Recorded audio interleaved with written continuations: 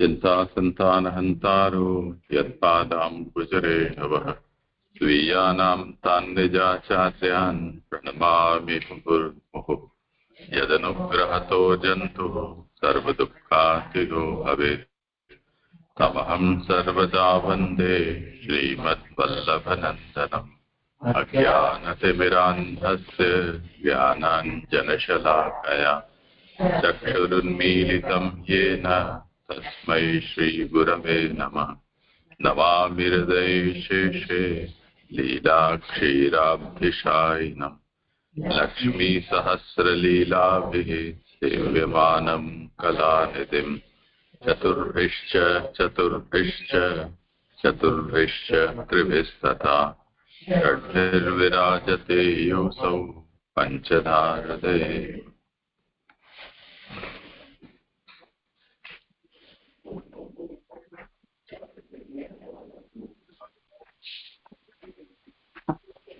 દરમત પ્રણામ જીજે. આગળ 10મા અધ્યાયનું નિરૂપણ મારે કરવાનું છે. તમે એ સંક્ષેપ મોકલ્યું છે, તમે જોયું વિષય પ્રકરણ? હા હા. તો તમે કરવાના છો? એ પારુલબેનનો ફોન હતો કે કરવાના છે. ભલે, તો પછી પારુલબેન કરે પછી. હા હા જી, દંડવત પ્રણામ. મેં આ પ્રયાસ કર્યો છે સગુણ પ્રકરણની સમરી કરવાનો, તો હું વાંચું છું. મેં મોકલાવ્યું છે PDF, એમાંથી શરૂ કરું છું આપની આજ્ઞાથી. પહેલું પેજથી વાંચું છું કે ગુણાતીત સૃષ્ટિ 5મા અને 6ઠા એ 2 જ અધ્યાયથી કહી, અને હવે 3 અધ્યાયમાં સગુણ સૃષ્ટિ કહે છે. કારણ કે આ સગુણ સૃષ્ટિમાં સૃષ્ટિ અને ભગવાનની વચ્ચે ગુણોની સત્તા એટલે સૃષ્ટિ રચવાની સત્તા કહેવાની છે. આ પ્રસિદ્ધ ગુણોનું નિરૂપણ પૂર્વ પક્ષ તરીકે મતાંતર ભાષાથી 7મા અધ્યાયમાં કહ્યું છે. ત્યાર પછી કારણની ઉત્પત્તિ 8મા અધ્યાયમાં કહી છે, અને કાર્યની ઉત્પત્તિ 9મા અધ્યાયમાં કહી છે. હવે અધ્યાય 7 નો અંતર્ગત એનું હેડિંગ એવી રીતે છે કે સ્વયં નિર્ગુણ બ્રહ્મને માયાનો સંબંધ કેમ થયો વગેરે વિદુરજીની શંકાઓ. અહીંયા મન દ્વારા સર્વેન્દ્રિયનું નિરૂપણ હવે આ અધ્યાયમાં કરવામાં આવે છે. તેથી ભગવાનની ઇન્દ્રિય રૂપ મનનો સર્ગ અહીં કહેવામાં આવે છે. મન સંકલ્પ વિકલ્પના ભેદ વડે 2 પ્રકારનું છે. સંકલ્પ સંદેહ વાળો હોય છે, અર્થાત અન્યથા જ્ઞાનરૂપ સંદેહ થાય તે સંકલ્પ વિકલ્પ. એ અનેક પ્રકારના અર્થવાળો હોય છે, એનું અહીં નિરૂપણ છે. ભગવાનના કર્મ જાણવાને માટે બધા કર્મનો પ્રશ્ન ઉપસ્થિત કરવામાં આવ્યો છે. કૃતિ એટલે કર્મ. પ્રથમ મન હોય તો સિદ્ધિ થતી હોવાથી મનનું નિરૂપણ કૃતિથી થાય છે. તેથી કાર્યની પહેલા મનને કહેવામાં આવે છે. હવે આ અધ્યાયના વિષય સંગતિમાં પહેલા 1 થી 13 શ્લોક સુધી વિદુરજી પ્રશ્ન પૂછે છે અને મૈત્રેયજી એના ઉત્તર આપે છે. 14 થી 19 શ્લોકમાં વિદુરજીને પોતાને સમાધાન થયું છે એમ કહેશે, અને ફરી ભગવાનના ખાસ ગુણો જાણવા 20 થી 41 શ્લોકોથી પ્રશ્નોની નવી પરંપરા ચાલુ કરે છે. તો વિદુરજીને થયેલા સંદેહ અને સમાધાન એ શ્લોક 1 થી 10 નો જે વિષય છે, એટલે મેં મારી બુકમાં આમ ચાર્ટ પ્રમાણે કર્યું છે, પણ પીડીએફમાં 1 પછી 1 પેજમાં આવશે. એટલે આ મને રસિકભાઈએ કરાવેલું હતું જે એમાંથી મેં આ થોડુંક કર્યું છે. તો 2 પાર્ટ જો એમના શંકાનો કરીએ વિદુરજીને, તો પહેલો પ્રશ્નમાં કે ગુણથી પર દેવથી સૃષ્ટિ ઉત્પન્ન થવાની કથા જરા પણ ઘટતી નથી, કારણ કે કાર્ય જગત અને કારણ ગુણાતીત બ્રહ્મ જુદા જુદા પ્રકારના છે. ગુણાતીત બ્રહ્મ ગુણરહિત છે અને આ કાર્ય જગતવાળું છે, એવી શંકા એમને ઉપસ્થિત થઈ. તો આ જે પ્રશ્ન 1 છે એના 2 વિકલ્પ હોઈ શકે.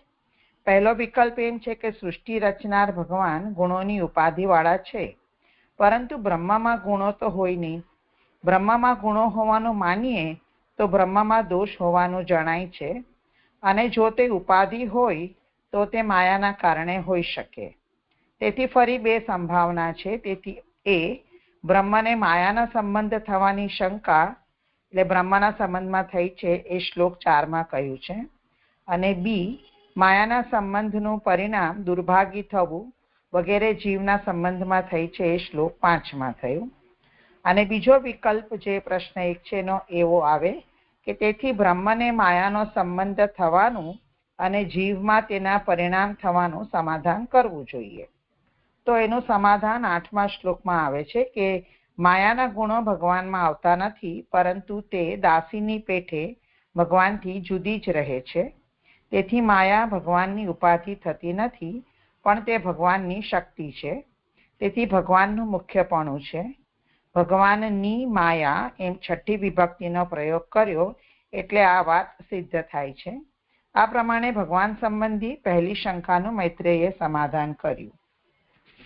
હવે બીજી શંકા છે પેજ 3 પર કે લોકમાં કાર્ય કરવાનું પ્રયોજન કામ છે અને ગુણાતીત બ્રહ્મમાં કામ નથી, તેથી ગુણાતીત બ્રહ્મથી સૃષ્ટિ થાય નહીં. આ શંકાની સ્પષ્ટતા માટે બે પ્રશ્ન થાય છે.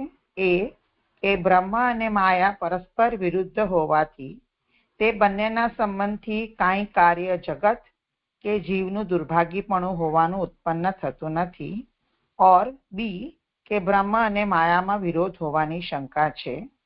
તો આનું સમાધાન એક એવું છે કે કાંઈ કાર્ય ઉત્પન્ન થતું નથી એવી શંકા ખોટી છે, કારણ કે કાર્ય જગત અને જીવનું દુર્ભાગીપણું હોવાપણું તો જોવામાં આવે છે. જો કાર્ય ઉત્પન્ન થતું ન હોય તો સંસાર જ ન હોય, પણ સંસાર પણ આપણને દેખાય છે. સંસાર જોવામાં આવે છે, પણ બ્રહ્મ અને માયામાં વિરોધ હોવાથી તે બેના સંબંધથી સંસાર ઉત્પન્ન થવો જ ન જોઈએ. ધેરફોર એવી રીતે જાણવું કે સંસારની ઉત્પત્તિ ભગવાનની માયાથી થાય છે. બીજું સમાધાન એમ છે કે ભગવાનની માયાથી સંસાર ઉત્પન્ન થવામાં તર્કનો વિરોધ છે. તેથી સંસાર ઉત્પન્ન ન થાય એવી શંકા હોય તો જાણવું કે તર્કનો વિરોધ હોવો એ તો માયાનું ભૂષણ છે, દોષ નથી. માયા જ પરસ્પર વિરુદ્ધ કાર્યોનો સંબંધ કરાવે છે. માયાથી જ વિરુદ્ધ કાર્ય થતા હોવાનું જોવામાં આવે છે. એટલે આ બે આવી રીતે એટલે માટે કર્યું છે કારણ કે ભાગવતાર્થમાં ઘણા બધા આમ સ્ટેટમેન્ટ્સના રીતે વિષય આવ્યો છે, તો સમજ નહોતી પડતી, એટલે એમણે આવી રીતે મને કરાવેલું. એ જ મેં એમાંથી જ આ ઉતાર્યું છે. પછી આગળ 7મા અધ્યાયમાં શ્લોક 11 થી શ્લોક 13 વિષય એવી રીતે આવે છે કે તેથી માયાનો સંબંધ પ્રતીતિ માત્ર હોવાથી તે સંબંધ દૂર થાય તેના માટેના ઉપાય કહે છે કે નિવૃત્તિના ગુણથી, વાસુદેવની કૃપાથી અને ભગવાનની ભક્તિના યોગથી માયાનો સંબંધ ધીરે ધીરે દૂર થાય છે. સંપૂર્ણ સંકટનો નાશ તો ભગવાનનો સાક્ષાત્કાર થાય ત્યારે થાય છે. એને માટે 3 માર્ગ પ્રમાણે બતાવેલું હતું. તો કર્મ માર્ગ પ્રમાણે 3 પોઈન્ટ્સ હતા કે નિવૃત્તિના ગુણો કરવા, પછી ભગવાનની કૃપા દ્રષ્ટિ, પછી ભગવાનની ભક્તિનો યોગ. આ સાધનો કરવાથી માયાનો સંબંધ ધીરે ધીરે દૂર થાય છે. જ્ઞાન માર્ગ પ્રમાણે જ્યારે ઇન્દ્રિયો વિષયોથી શાંત થાય છે ત્યારે વશ રાખનાર હરિ આત્માની અંદર જોનાર થાય છે, ત્યારે તેના સર્વ દુઃખોનો નાશ થાય છે. અને ભક્તિ માર્ગ પ્રમાણે મુરારીના ગુણોનો અનુવાદનું શ્રવણ સર્વ દુઃખોનો નાશ કરે છે. તેથી ભગવદ્ ગુણોનું શ્રવણ, કીર્તન અને તેમના ચરણારવિંદના રજની સેવામાં પ્રીતિ કરવાથી દુઃખનો નાશ થશે જ. શ્લોક 14 થી શ્લોક 19માં વિદુરે માયા દૂર થાય ત્યારે જ સર્વ સંદેહો દૂર થાય છે એમ મૈત્રેય કહેલું સાંભળીને તેમણે કહેલા સાધનના વાક્યથી ભગવાન પરની પ્રીતિનું સાધનનું સ્મરણ હોવાનું સ્મરણ કરીને ભગવાન પરની પ્રીતિ સાધન હોવાનું સ્મરણ કરીને તે પ્રીતિ ઉત્પન્ન થતા એના મૈત્રેયે કહેલું ફળ મળ્યું. તેથી વિદુરના હૃદયમાં હવે સંદેહ રહ્યો નથી અને તેઓ જણાવે છે કે હરિ, ગુરુ અને વૈષ્ણવની સેવા કરવાની ત્યાં વાત આવે છે. ને શ્લોક 20 થી શ્લોક 40 એટલે બાકીના શ્લોકો આ અધ્યાયમાં ભગવાનના ખાસ ગુણો જાણવા માટે વિદુર ઘણા બધા પ્રશ્ન કરે છે અને ઉપસંહારમાં સુખદેવજી કહે છે કે વિદુરે લગભગ પુરાણ જેવો પ્રશ્ન કર્યો છે, એટલે આ પ્રશ્નના ઉત્તર આપવા માટે પણ પુરાણ કહેવું જોઈશે. પરિકર સાથેનો પ્રશ્ન કહેલો હોવાથી તે ભગવાનની કથામાં સારી રીતે પ્રેરાયેલો હતો. આ પ્રમાણે પુરાણ કહેવાનો પ્રસંગ પ્રાપ્ત થવાથી મૈત્રેયે તેના પ્રશ્નનું અભિનંદન કરીને હવે અધ્યાય 8 થી ઉત્તર આપશે. આ પ્રમાણે ભગવાનના સંકલ્પ તથા વિકલ્પરૂપ મનનું નિરૂપણ કર્યું. હવે પેજ 6 પર અધ્યાય 8 કર્યું છું. તો એનું હેડિંગ છે કે સગુણ બ્રહ્મથી જગતના કારણ રૂપે હૃદયમાં થયેલા ભગવત દર્શનથી ચતુર્મુખ એવા બ્રહ્માજીની ઉત્પત્તિનું નિરૂપણ. 8મા અધ્યાયમાં ભગવાનની બુદ્ધિનું વર્ણન થાય છે અને બુદ્ધિના સંબંધવાળા આધાર અને આધેય રૂપ પદાર્થનું નિરૂપણ કરવામાં આવે છે. ભગવાનની બુદ્ધિ 6 પ્રકારની છે.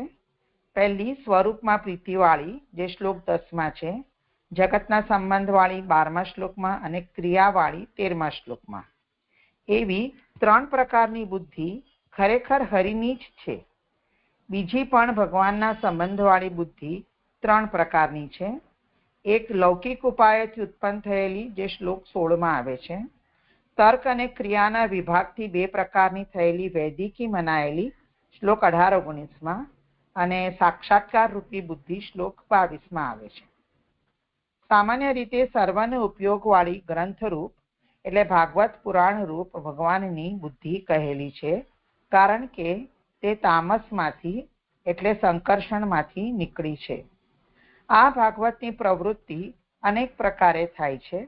કોઈ વાર ભગવાન પોતે કરે છે, કોઈ વાર બીજાની મારફત કરાવે છે. એ પ્રમાણે અનેક પ્રકારે ભાગવત કહે છે અને સૃષ્ટિ રચવા પ્રવૃત્તિ કરે છે. તેથી આ ભગવાનની બુદ્ધિ હોવાનું અને સર્વને ઉપયોગી હોવાનું ઘટે છે. હવે આ સંગતિના કનેક્શનથી કે આગળ 7મા અધ્યાયમાં વિદુરે ભગવાનની વિભૂતિ સંબંધી પ્રશ્ન કર્યા હતા અને ભગવાનની વિભૂતિઓનું જ્ઞાન શ્રી ભાગવતથી જ થાય છે. તેથી 8મા અધ્યાયમાં શ્લોક 2 થી 9માં શ્રી ભાગવતનું ઉપાખ્યાન કહેતા તેનું જ્ઞાન મૈત્રેયજીને કેવી રીતે થયું એની પરંપરા બતાવે છે. શ્લોક 10 થી 20માં બ્રહ્માજીની ઉત્પત્તિ ભગવાનમાંથી થઈ. શ્લોક 21-22માં બ્રહ્માજીએ તપ કર્યું. તે ઘણા કાળ સુધી કર્યું. પછી તેમણે હવે ચિત્ત શુદ્ધ થતા ભગવાનના દર્શન કર્યા છે. પહેલા નહીં જોયેલું તે સ્વરૂપ સૃષ્ટિ રચવામાં ઉપયોગી હોવાથી 23 થી 31 એમ 9 શ્લોકથી તે સ્વરૂપનું વર્ણન કરે છે. એ પ્રમાણે ભગવાનનું જ્ઞાન થતાં બ્રહ્માજી હવે જગત રચનાર થયા. તેથી તેઓ પ્રજાઓ રચવાની ઈચ્છાવાળા થઈ રજોગુણથી રંગાયેલા થઈને સૃષ્ટિ રચવા તત્પર થયા અને આગળ 9મા અધ્યાયમાં તેઓ ભગવાનની સ્તુતિ કરે છે. બ્રહ્માએ અસ્પષ્ટ માર્ગમાં જ પોતાનું અંતઃકરણ સ્થાપન કર્યું હતું, કારણ કે તેઓ કુંભારની જેમ સ્પષ્ટ પ્રકારે જગત બનાવવા ઈચ્છતા ન હતા, પરંતુ યોનિમાં બીજનું સ્થાપન કરીને તેમાં જ સર્વ કરવા ઈચ્છતા હતા. આ કાર્ય ભગવાનની કૃપા વિના થવાનું સંભવતું નથી. તેથી તેઓ આગળના અધ્યાયમાં સ્તુતિ કરશે. હવે આજે સૃષ્ટિમાં ખાસ કરીને પદ્મકલ્પનું વર્ણન કર્યું છે. સાત્વિક કલ્પોમાં પદ્મકલ્પ સર્વથી ઉત્તમ હોવાથી તેનું વર્ણન કરેલું છે. તે કલ્પ પહેલાનો કલ્પ તામસ હોવો જોઈએ. તેથી તે પહેલાના કલ્પમાં થયેલા પ્રલયનું વર્ણન શ્લોક 10માં કરેલું છે. તે પહેલાના કલ્પમાંના પ્રલયમાં જે બાકી રહેલ તે શેષશાહી ભગવાનનું નિરૂપણ 10 થી 12 શ્લોકમાં કર્યું છે. ત્યાર પછીના એટલે પદ્મકલ્પમાં સૃષ્ટિ તેમનામાંથી ઉત્પન્ન થઈ એમ જણાવવા તેનું નિરૂપણ 13 થી 15 શ્લોકમાં આવ્યું છે. તેથી પદ્મકલ્પ ઘણો જ શુદ્ધ છે. તો આજે બધું વર્ણન આવેલું ભાગવતાર્થમાં બ્રહ્મકલ્પ, પદ્મકલ્પ અને વરાહકલ્પનું. તો મેં પ્રશ્ન ત્યારે બી પૂછેલો કે કેમ પદ્મકલ્પની જ વાત કરી રહ્યા છે, ત્યારે આપણે સમજાવેલું આ બધું કે ઉત્તમ છે ને બધું, પણ એ સમજમાં કેવી રીતે કયા કલ્પમાં શું ડિફરન્સીસ છે એટલે આવો ચાર્ટ કર્યો છે કે જુદા જુદા કલ્પમાં જુદી જુદી વ્યવસ્થા છે. એટલે પહેલી કોલમમાં બ્રહ્મકલ્પ, પછી પદ્મકલ્પ અને પછી વરાહકલ્પનું આમ ડિફરન્સીસના રીતે સમજ કરી છે. તો એ વાંચું છું કે આ બ્રહ્મકલ્પમાં આ કલ્પ તામસ હોવો જોઈએ, એટલે ભાગવતાર્થમાંથી જ બધું આવ્યું છે. પદ્મકલ્પમાં તે સર્વથી ઉત્તમ અને શેષશાહી ભગવાનનું નિરૂપણ કરવાથી ઘણો શુદ્ધ છે. સેકન્ડ પોઈન્ટમાં બ્રહ્મકલ્પમાં પૃથ્વીને વિરાટ સ્વરૂપના જગન રૂપ કહી છે 2:1:27 પ્રમાણે. પદ્મકલ્પમાં સૃષ્ટિને કમળ રૂપ કહેલી છે, કારણ કે પદ્મકલ્પમાં તે વિરાટ સ્વરૂપની નાભીમાંથી નીકળેલ કમળ રૂપ હોય છે, જે 3:9:21 છે. અને આદિવરા કલ્પમાં અતલ વગેરે 5 નીચેના લોકથી નીચેથી વરાહે પોતાના હસ્તથી પૃથ્વીને ઉપર લાવીને કમળના પત્ર ઉપર મૂકેલી, જલમાં ડૂબી ગઈ ત્યારે ભગવાને વરાહકલ્પમાં તેનો ઉદ્ધાર કર્યો હતો. થર્ડ પોઈન્ટ, બ્રહ્મકલ્પમાં એવી વ્યવસ્થા હોય છે કે ભગવાનના પુરુષ સ્વરૂપના અવયવમાંથી જ સર્વ ઉત્પન્ન થાય છે. પદ્મકલ્પમાં જ્યારે કમળમાંથી સર્વ જગત ઉત્પન્ન થાય છે ત્યારે તે વિરાટના અવયવરૂપ હોતું નથી. અને વરાહકલ્પમાં કોઈ વાર ભૂમિ જુદી જ ઉત્પન્ન કરવામાં આવે છે. પછી ફોર્થ પોઈન્ટ, બ્રહ્મકલ્પમાં બધું હરિના શરીર રૂપ હોવાથી હરિ જ હોય છે. હરિ સર્વને પોતાનું શરીર જાણે છે. પદ્મકલ્પમાં પ્રલયનું જલ પણ હોતું નથી, પરંતુ નારાયણ અદ્રશ્ય રહે છે. માત્ર તેમની નાભીમાંથી નીકળેલું કમળ જ ભૂમિ ઉપર રહેલા કમળની પેઠે રહેલું હોય છે અને જલને કમળની અંદર ફરી ઉત્પન્ન કરેલું હોય છે. આ કલ્પમાં કમળમાંથી સર્વ જગત, ભગવાનના સર્વ અંશો ભગવાનની માયા સાથે ભળેલા ઉત્પન્ન થાય છે. અને વરાહકલ્પમાં તે સમયે તે બ્રહ્માંડની છાલ પાસે નીચે રસાતલમાં જતી હોવાનું કહેલું છે. પાંચમો પોઈન્ટમાં બ્રહ્મકલ્પમાં નારાયણે શયન કરેલું હોતું નથી, પણ તે અદ્રશ્ય જ રહે છે. પદ્મકલ્પમાં નારાયણ પોઢેલા હોય છે. વરાહકલ્પમાં કોઈ વાર પોઢેલા હોય છે અને કોઈ વાર પોઢેલા હોતા નથી. છઠ્ઠા પોઈન્ટમાં જગતનું મૂળ ભગવાન જ છે. પદ્મકલ્પમાં પણ જગતનું મૂળ ભગવાન જ છે, કારણ કે કમળ ભગવાનના આધારે જ રહેલું હોય છે. અને વરાહકલ્પમાં પણ જગતનું મૂળ ભગવાન જ છે, કારણ કે પૃથ્વીનો ઉદ્ધાર ભગવાન જ કરે છે. આ રીતે 3 કલ્પમાં જુદી જુદી વ્યવસ્થા બતાવી.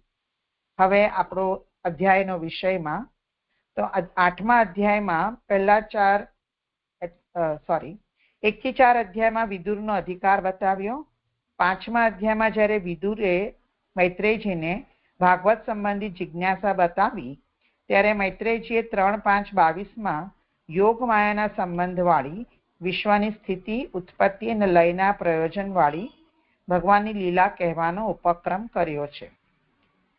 આ વિષય 5મા અને 6ઠ્ઠા અધ્યાયમાં જોયો.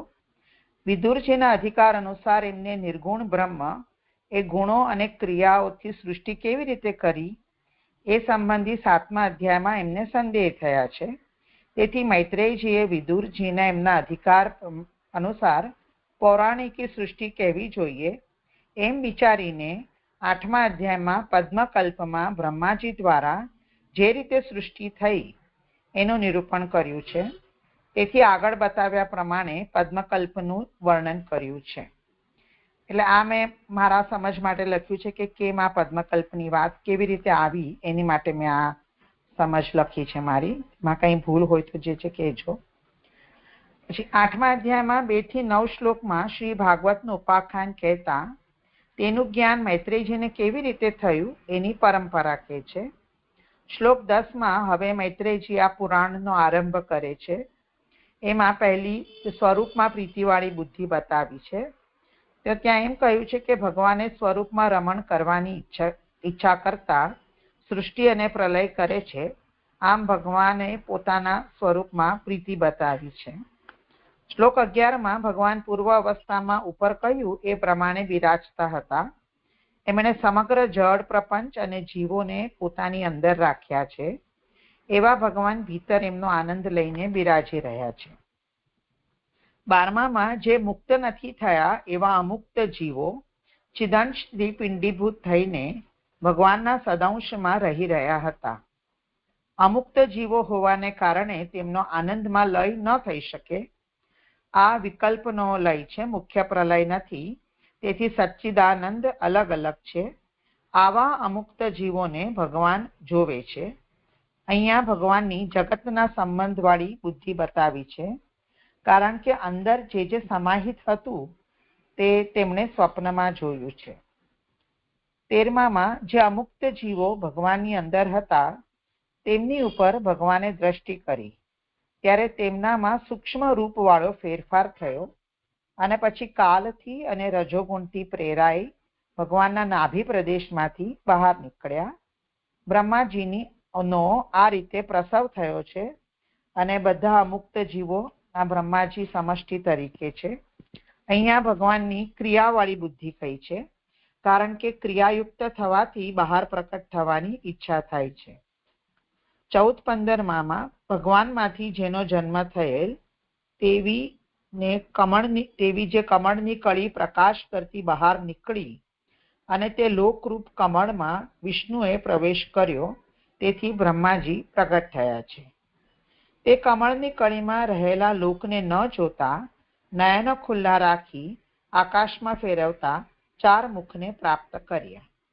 અહીં લૌકિક ઉપાયથી ઉત્પન્ન થયેલી બુદ્ધિ કહી છે, કારણ કે લોકમાં કાંઈ એમને ન દેખાયું, તેથી આજુબાજુ જોવાના કારણે એમને 4 મુખ થયા.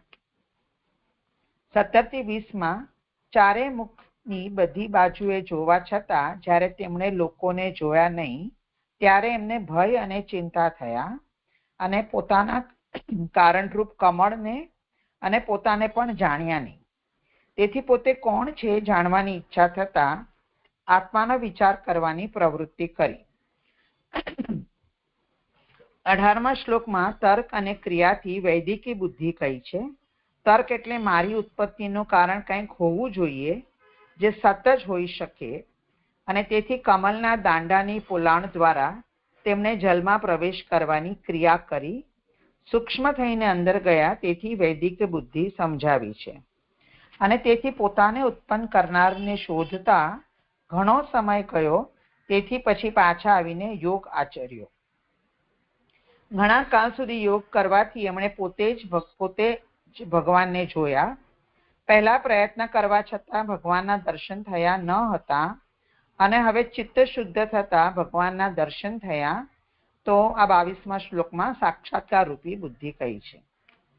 23-31 શ્લોકથી પહેલા નહીં જોયેલું તે સ્વરૂપ સૃષ્ટિ રચવામાં ઉપયોગી હોવાથી 9 શ્લોકથી તે સ્વરૂપનું વર્ણન કરે છે. આ પ્રમાણે ભગવાનનું જ્ઞાન થતા બ્રહ્માએ તેમની નાભિરૂપ સરોવરમાં ઉગેલા કમળને, પોતાને, જલને, વાયુને અને આકાશને જોયા અને હવે પછી તે જગત રચનાર થયા, એમ 32મા શ્લોકમાં આવ્યું. અને અંતમાં પ્રજાને રચવાની ઈચ્છાવાળા રજોગુણથી રંગાયેલા તેમણે અસ્પષ્ટ માર્ગમાં જ પોતાનું અંતઃકરણ સ્થાપન કર્યું હતું, કારણ કે તેઓ કુંભારની પેઠે જગત બનાવવા ઈચ્છતા ન હતા, પરંતુ યોનિમાં બીજનું સ્થાપન કરીને તેમાં જ સર્વ કરવા ઈચ્છતા હતા. આ કાર્ય ભગવત કૃપા વિના થઈ ન શકે. આ રીતે 3:7-37માં વિદુરે પુરુષનો નાશ અને સ્વરૂપ સંબંધી પ્રશ્ન પૂછેલો, તેનો ઉત્તર મૈત્રેયજીએ આ અધ્યાયથી આપ્યો, એમ સમજવું. હવે 9મો અધ્યાય, પેજ 14 પર બ્રહ્માજીની સ્તુતિ અને સૃષ્ટિનો આરંભ. આ મેં પહેલા તૃતીય સ્કંદની શરૂઆતમાં આવેલી કારિકા સમજ માટે ત્યાંથી ઉદ્ધૃત કરી છે, એ વાંચું છું. 6 અને 7. ભૂત માત્રેન્દ્રિય ધીય પ્રથમે ત્રિવિધા મતાઃ અધિકારે હરૌ કાર્ય સત્વાદી ગુણભેદતઃ અતઃ ચતુર્ણામ ઉત્પત્તૌ દ્વાદશાધ્યાય વર્ણનમ.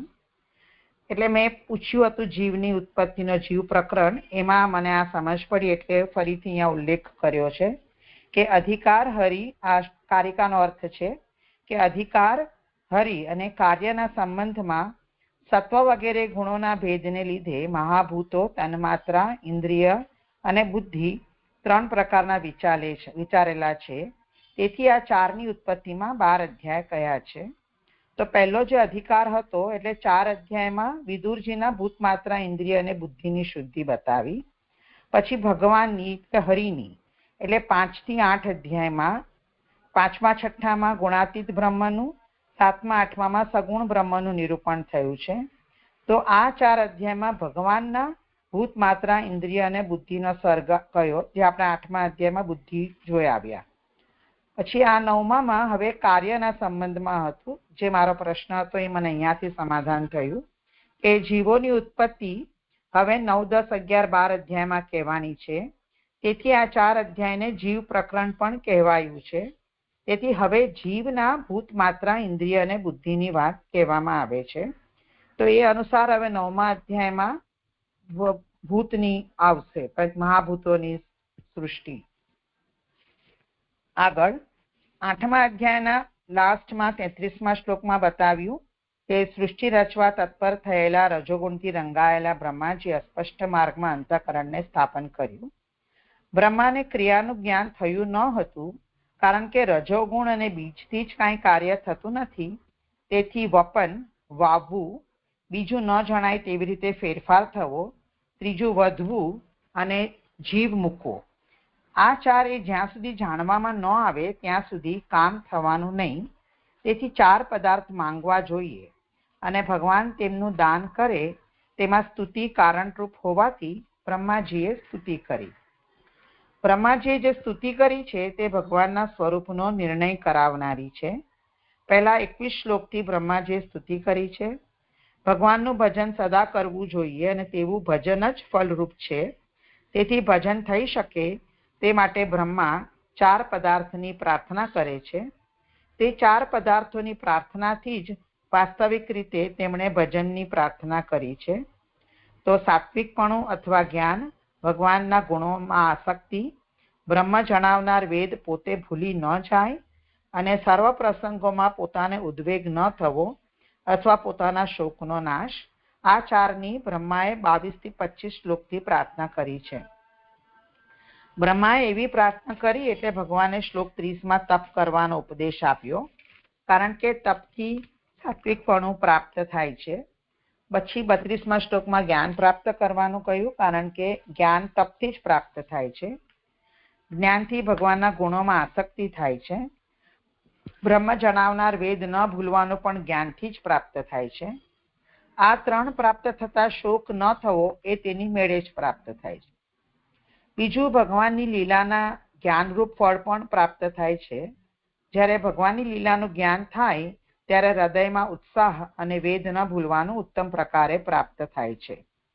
શ્રી કૃષ્ણમાં આસક્તિ હોય તો ઉદ્વેગ ન થાય, કારણ કે હરિ સદા ભક્તો ઉપર પ્રસન્ન રહે છે.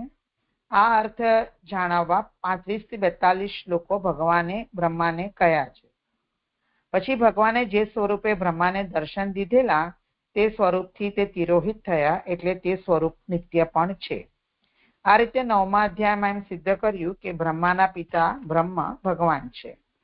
હવે જે 21 શ્લોકથી સ્તુતિ કરી છે એનું એક લાઈનમાં એનો સાર કહું છું કે પહેલા તો બ્રહ્માજી કહે છે કે એમણે ભગવાનને ઘણા લાંબા સમય પછી જાણ્યા અને તેથી એમનો જન્મ સફળ થયો છે. પછી ભગવાનનું સ્વરૂપ જણાવે છે કે તેમના સ્વરૂપથી તમઃ નિત્ય દૂર રહેલું છે. તે સત્પુરુષો પર કૃપા કરવા થયેલું છે અને સેંકડો અવતારોનું એક જ બીજ રૂપે છે. બ્રહ્માજીને તે સ્વરૂપને વિશ્વ રચનારું, એક વિશ્વથી જુદું, ભૂતો અને ઇન્દ્રિયના આત્મારૂપ તરીકે જોવે છે. તર્કથી સિદ્ધ કરે છે કે તે સ્વરૂપ બ્રહ્મ જ છે અને અમારા મંગળ માટે તે સ્વરૂપ ધ્યાનમાં દેખાડ્યું છે. આ સ્વરૂપની પ્રાપ્તિના સાધન તરીકે ભક્તિ કહે છે અને જેને આમ ભગવાનનો સાક્ષાત્કાર થાય છે એના હૃદયથી ભગવાન પછી ખસતા નથી. જે આપના ચરણ કમળને વરે છે એને પછી ભય, શોક વગેરે દૂર થાય છે. દૈવ ઈચ્છાથી જેને બુદ્ધિ જે પ્રેરણા કરનારી હોય એને ભગવાને હરી લીધી હોય તે જ આવા ભગવાનનું ભજન નથી કરતા. આવા બહિર્મુખ લોકોની ઉપર બ્રહ્માજીને દયા આવવાથી એમનું મન ખિન્ન થાય છે. જ્યાં સુધી એ બહિર્મુખ જીવો અહંતા મમતાથી બંધાયેલા છે ત્યાં સુધી એમને જ્ઞાનનો ઉપદેશ આપી શકાતો નથી. અહીં જ્ઞાન માર્ગમાં જે ઋષિઓ પણ ભગવત કૃપાથી વિમુખ રહ્યા છે એ પણ સમજાવ્યું છે. જે આગળ બતાવ્યા પ્રમાણે ઋષિઓ પણ સંસારમાં અટવાઈ જાય છે તો પછી ભક્તિ માર્ગ માટે શું વ્યવસ્થા થાય? તો કહે છે કે મહાત્મ્ય જ્ઞાનપૂર્વક પ્રેમથી ભજે છે તે ભક્તો જેવી બુદ્ધિથી ભગવત ભજન કરે છે તેમની ઉપર કૃપા કરીને તેમની ઈચ્છા પ્રમાણે આપ અનુગ્રહ કરો છો. આગળ કહે છે કે સકામ ભજનથી ભગવાન પ્રસન્ન થતા નથી, પણ સર્વ પ્રાણીઓ ઉપરની દયાથી ભગવાન પ્રસન્ન થાય છે. ચિત્તમાં ભાવન, પ્રાણી માત્ર પર દયા અને અનિષિદ્ધ આચરણથી ભગવાન પ્રસન્ન થાય છે. તેથી જે કાંઈ પણ કર્મ એટલે યજ્ઞ, દાન, તપ, વ્રતથી ભગવાનનું પૂજન કરે અને ભગવાનને અર્પણ કરીએ તો તેનો કોઈ પણ સમયે નાશ થતો નથી. આગળ 6 શ્લોકથી ભગવાનને નમન કરે છે. પહેલા શ્લોક અક્ષર રૂપને નમસ્કાર કરે છે, જે વિશ્વની ઉત્પત્તિ, સ્થિતિ અને લયમાં નિમિત્ત બનેલી જે લીલા છે, જેમાં રસનો સમૂહ છે એવા અક્ષરરૂપ એમને નમન કરે છે. 15મા શ્લોકમાં પુરુષ વગેરે જે અવતારો છે એને નમન કરે છે કે જેના નામના ઉચ્ચારથી બધા પાપોનો નાશ થઈ જાય છે. 16મા શ્લોકમાં સર્વ તત્વ રૂપથી જણાતા ભગવાન કલ્પવૃક્ષ છે એમને નમન કરે છે. પછી કાલરૂપ ભગવાનને નમન કરે છે. બ્રહ્માજીને પોતાને પણ ભય લાગે છે કે ઈશ્વર એમનો ત્યાગ ન કરે અને એમણે ઘણા યજ્ઞ કરીને તપ કરેલું છે એવા યજ્ઞના અધિષ્ઠાતા ભગવાનને નમસ્કાર કરે છે. જે ભગવાને લીલા માટે દેહ ધારણ કર્યો છે, પોતે કરેલી મર્યાદાનું પાલન કરવા જે રમણ કરે છે, પોતે રચેલા ધર્મનું રક્ષણ કરવા માટે શ્રી કૃષ્ણ સ્વરૂપ ધારણ કરીને રમણ કરે છે એવા પુરુષોત્તમ સ્વરૂપને નમન કરે છે. 20માં આ શ્લોકમાં કારણ અવસ્થાનું નિરૂપણ કરીને નારાયણને નમસ્કાર કરતા તેમને તેમની સૂતેલી અવસ્થાનો ત્યાગ કરવાની પ્રાર્થના કરે છે. અને 21માં સૃષ્ટિના આરંભમાં તેમની કાર્ય કરવાની અવસ્થાનું વર્ણન કરતા ભગવાનને નમન કરે છે, કારણ કે અત્યારે પ્રલયનો અંત છે અને હવે એમની નિદ્રાનો પણ અંતનો સમય છે. આ રીતે 21 શ્લોકથી બ્રહ્માજી ભગવાનની સ્તુતિ કરે છે. 22થી 25માં પોતાના ઈચ્છાલો પદાર્થનું પ્રાર્થના કરે છે કે ભગવાન બધાનું હિત કરનારા હોવાથી, ઉદાસીન ન રહેતા હોવાથી અને આવશ્યક હોવાથી ભગવાનનું જ્ઞાન સૃષ્ટિ રચવામાં ઉપયોગી છે, એટલે માટે જ્ઞાનની પ્રાર્થના કરે છે. પોતાનું ચિત્ત ભગવાનના ચરિત્રમાં પરોવાયેલું રહે એની પ્રાર્થના કરે છે. રૂપ સૃષ્ટિ નામને અધીન હોવાથી પ્રજાને કર્મનું જ્ઞાન કરાવવા માટે વેદની જરૂર હોવાથી હવે વેદ એમનાથી ભૂલાય નહીં તેવી પ્રાર્થના કરે છે. અને ભગવત કાર્યમાં ઉપયોગી થાય તે માટે સંતોષ આપીને શોક દૂર કરવાની પ્રાર્થના કરે છે. આમ બ્રહ્માની પ્રાર્થના કર્યા પછી ભગવાને બ્રહ્માજીને 10 શ્લોકથી જ્ઞાન અને બુદ્ધિનો સંબંધ કરાવવાના વિષયમાં ઉત્તર આપે છે. પહેલા તો એમને આળસ ન રાખવાનું કહે છે, પછી તપ કરીને ભગવાનના સંબંધવાળું જ્ઞાન પ્રાપ્ત કરવાનું કહે છે. કારણ કે જ્ઞાનથી ભગવાનના ગુણોમાં આસક્તિ થાય ત્યારે તે પોતાને અને પ્રજાની પેઠે અંદર રહેલા લોકોને જોશે. આત્મા તરીકે જ્ઞાન થવાને લીધે પોતાના અને લોકના વિશે ભક્તિવાળા થશે. 35થી 42 શ્લોકમાં એમણે આગળ જે 4 પદાર્થની પ્રાર્થના કરી હતી તેના સંબંધમાં ભગવાન બ્રહ્માજીને એ 4 પદાર્થની પ્રાપ્તિ કરાવે છે. અંતે ઉપસંહારમાં ભગવાન આટલો ઉપદેશ આપીને અંતર્હિત થઈ ગયા. એટલે ભગવાને જે સ્વરૂપે બ્રહ્માને દર્શન દીધેલા તે સ્વરૂપથી જ તિરોહિત થયા, એટલે તે સ્વરૂપ નિત્ય પણ છે. આ રીતે 9મા અધ્યાયમાં એમ સિદ્ધ કર્યું કે બ્રહ્માના પિતા બ્રહ્મ ભગવાન છે. આ રીતે સગુણ પ્રકરણનું મને સમજ પડી એવી રીતે મેં સમરી કરી છે. જે દંડવત પ્રણામ.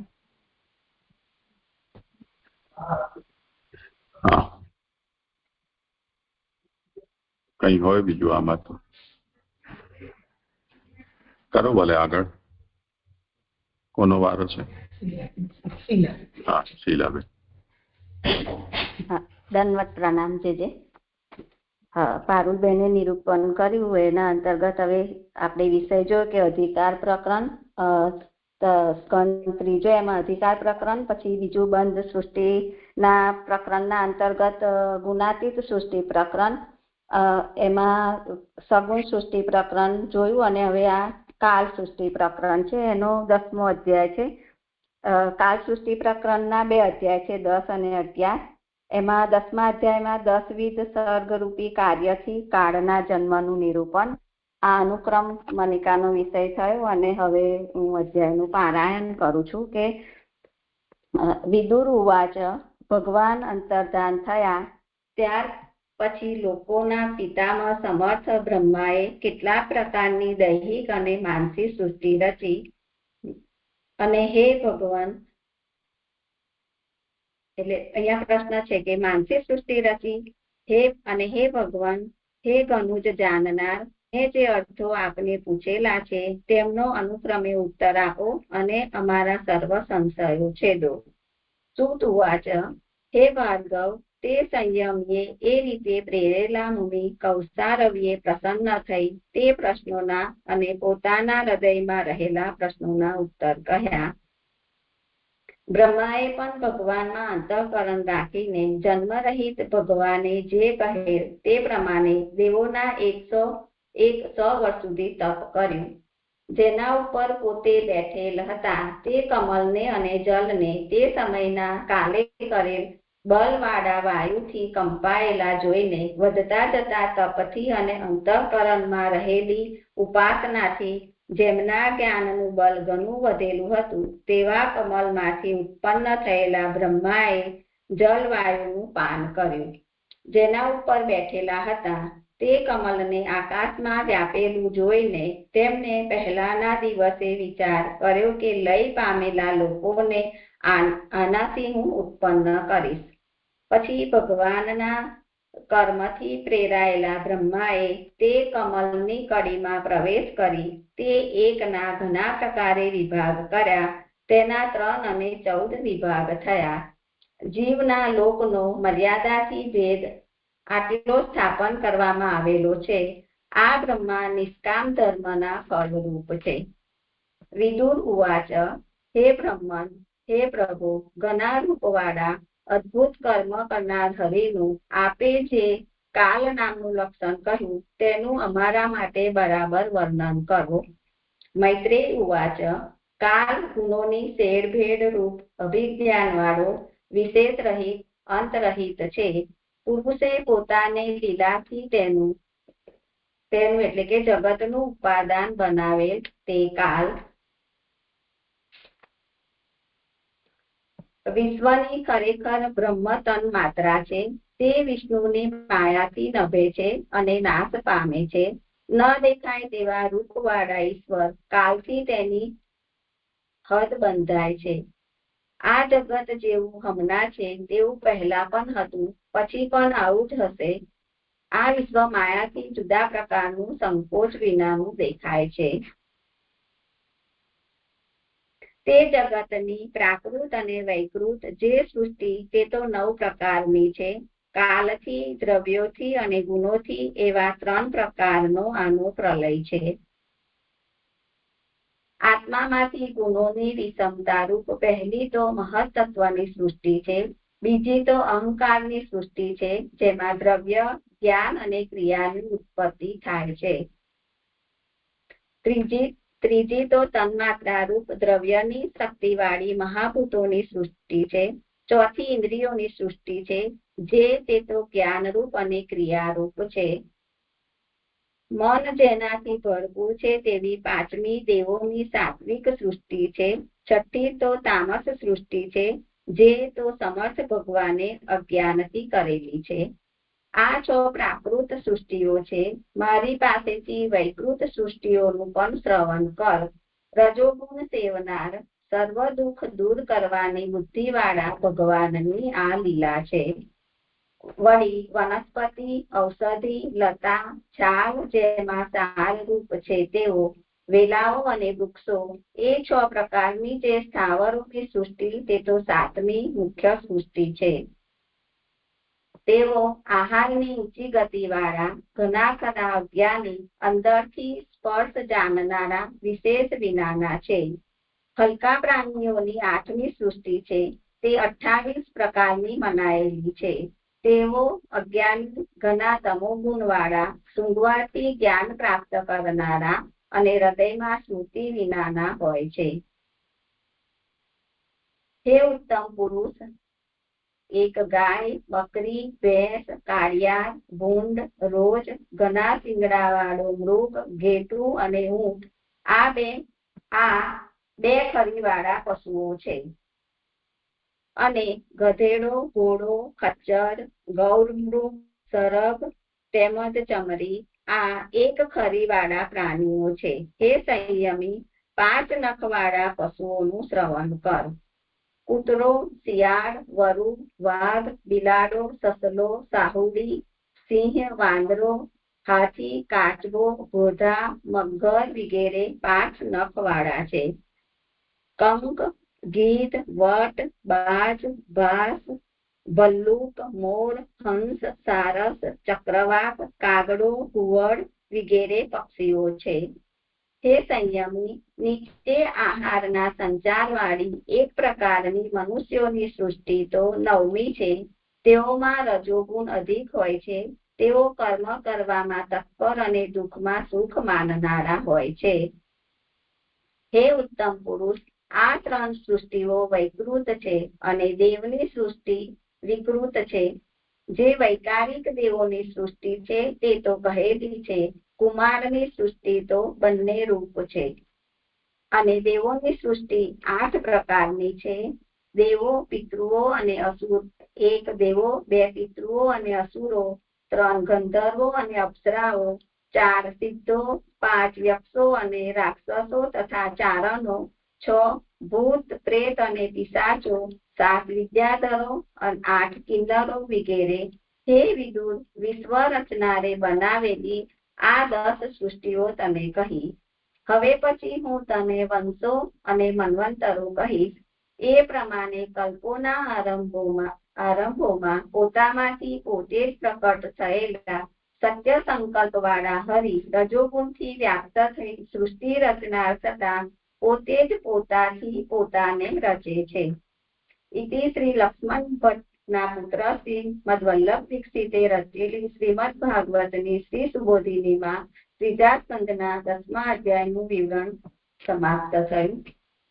જે હવે હું પુરુષોત્તમ સહસ્ત્રના નામ જે આ અધ્યાયમાં આવી રહ્યા છે એ લઉં છું કે કાલે જે 9મા અધ્યાયનું નામ જોયા છેલ્લું 135મું કે સર્વકર્તા. હવે 136મું નામ છે અમિતાત્મક. એક જેમના અસંખ્ય અવતાર ભેદો છે એવા અને 2 અપરિચ્છિન્ન સ્વરૂપવાન એવા ભગવાન. પછી 137મું નામ છે અનેક સૃષ્ટિ કરતા, અનેક સૃષ્ટિને પ્રગટ કરનાર. અને 138મું નામ છે દશધા સૃષ્ટિકારક, 10 પ્રકારની સૃષ્ટિને પ્રગટ કરનાર. હવે ભાગવતાર્થ પ્રકરણનો વિષય છે. પાન નંબર 7 ઉપર આ 10મા અધ્યાય માટે 1 અને 2 લાઈન આપેલી છે. સર્ગના પ્રકારોમાં 3 નંબરમાં આપેલું છે 7 નંબરના પેજ ઉપર કે 10મા અધ્યાયમાં જણાવેલ 10 પ્રકારની સૃષ્ટિ કાલની વિભૂતિ છે. અને સૃષ્ટિના પ્રકારોમાં 3 નંબરમાં કહી રહ્યા છે કે ત્રીજી સૃષ્ટિ કાલની અધ્યાય 10 અને 11માં કહેલી.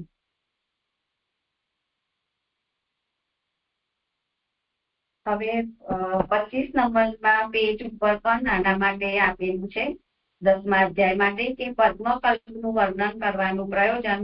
એમાં છેલ્લા 2 લાઈન આપેલી છે કે આ સૃષ્ટિમાં ખાસ કરીને પદ્મકલ્પનું વર્ણન કરેલું છે. અધ્યાય 10:8 થી સાત્વિક કલ્પોમાં પદ્મકલ્પ સર્વથી ઉત્તમ હોવાથી તેનું વર્ણન કરેલું છે. અને હવે ભાગવતાર્થ પ્રકરણમાં 30 નંબરના પેજ ઉપર 10મા અધ્યાયનો વિષય આવી રહ્યો છે કે સગુણ સૃષ્ટિ સંબંધી પ્રશ્ન તથા ઉત્તરનું સ્થાન. સગુણ દેવથી ઉત્પન્ન થયેલી સૃષ્ટિ 9મા અધ્યાયમાં જ કહેવી જોઈએ અને તે સંબંધી પ્રશ્ન પણ તે જ અધ્યાયમાં કરવો જોઈએ. તે 9મા અધ્યાયમાં ન કહેતા 10મા અધ્યાયમાં કાલ પ્રકરણમાં કેમ કહેલા છે એવો પ્રશ્ન થાય તો જાણવું કે વિદુરજીએ 7મા અધ્યાયમાં પ્રશ્ન કરેલા પછી વચ્ચે ઉपोદ્ઘાત તરીકે મૈત્રેયે ભગવાનનું ચરિત્ર કહ્યું એ અધ્યાય 8માં 2 થી ત્યારે વિદુરજીનું ચિત્ત ભગવાનમાં લાગ્યું. તે ભગવાનના ચરિત્રનું શ્રવણ કરતા તે પૂર્ણ થયું ત્યાં સુધી તેને એટલે કે વિદુરજીએ કાંઈ પ્રશ્ન ન કર્યા એટલે મૈત્રેયે ઉત્તર પણ ન આપ્યો. તે ચરિત્રનું શ્રવણ પૂરું થયા પછી વિદુરજીએ 10મા અધ્યાયના આરંભમાં પ્રશ્ન કર્યો ત્યારે મૈત્રેયજીએ ઉત્તર આપ્યો. તેથી એ સૃષ્ટિનું નિરૂપણ પાછળથી કરેલું હોવા છતાં એટલે જે 10મા અધ્યાયમાં સગુણ સૃષ્ટિનું નિરૂપણ કરી રહ્યા છે તો એ પાછળથી કરેલું હોવા છતાં પહેલાની કથાના અંગ તરીકે જ છે એમ જાણવું. પહેલાની કથા એટલે કે જે સગુણ સૃષ્ટિનો પ્રશ્ન કર્યો હતો જે અધ્યાય 8, 13, 15માં જે જણાવી રહ્યા હતા એ પહેલાની કથાના અંગ તરીકે જ છે એમ જાણવું. આથી એમ પણ સૂચવેલું છે કે જ્યારે પ્રસંગને લીધે પણ ભગવાનની કથાનું શ્રવણ પ્રાપ્ત થાય ત્યારે ભગવાનના ભક્તોએ ચાલતા પ્રસંગમાં ઉદાસીનતા રાખવી. એટલે જેમ વિદુરજીએ પ્રશ્ન કર્યા પણ વચ્ચે મૈત્રેયજીએ ભગવાનનું ચરિત્ર કહ્યું તો એમને વચ્ચે કોઈ પ્રશ્ન ના કર્યા અને જે સૃષ્ટિનો પ્રસંગ ચાલી રહ્યો હતો એમાં ઉદાસીનતા રાખી તો એવું એમ કરે ત્યારે જ ભક્ત ગણાય. વિદુરજી ભક્ત છે કે નહીં તેની પરીક્ષા કરવા માટે જ મૈત્રેયજીએ તેની રીતે વચ્ચે ભગવાનની કથા કહી. એટલે વિદુરજી ભક્ત છે કે નહીં એની પરીક્ષા કરવા માટે મૈત્રેયજીએ પોતે જ પોતાની રીતે વચ્ચે જે ભગવાનની કથા કહી તે પૂરી થાય પછી જ વિદુરજીએ પ્રશ્ન કર્યા. તેથી જ ગુરુ મૈત્રેય તેના પર પ્રસન્ન થયા એમ અધ્યાય 10, 3 થી જણાવેલ છે. મૈત્રેયજી તેથી પ્રસન્ન થયા એમ જણાવનારું ચિહ્ન એ છે કે વિદુરજીએ જે ક્રમથી પ્રશ્નો કરેલા તે જ ક્રમથી મૈત્રેયે પાછળથી તેના ઉત્તર આપ્યા.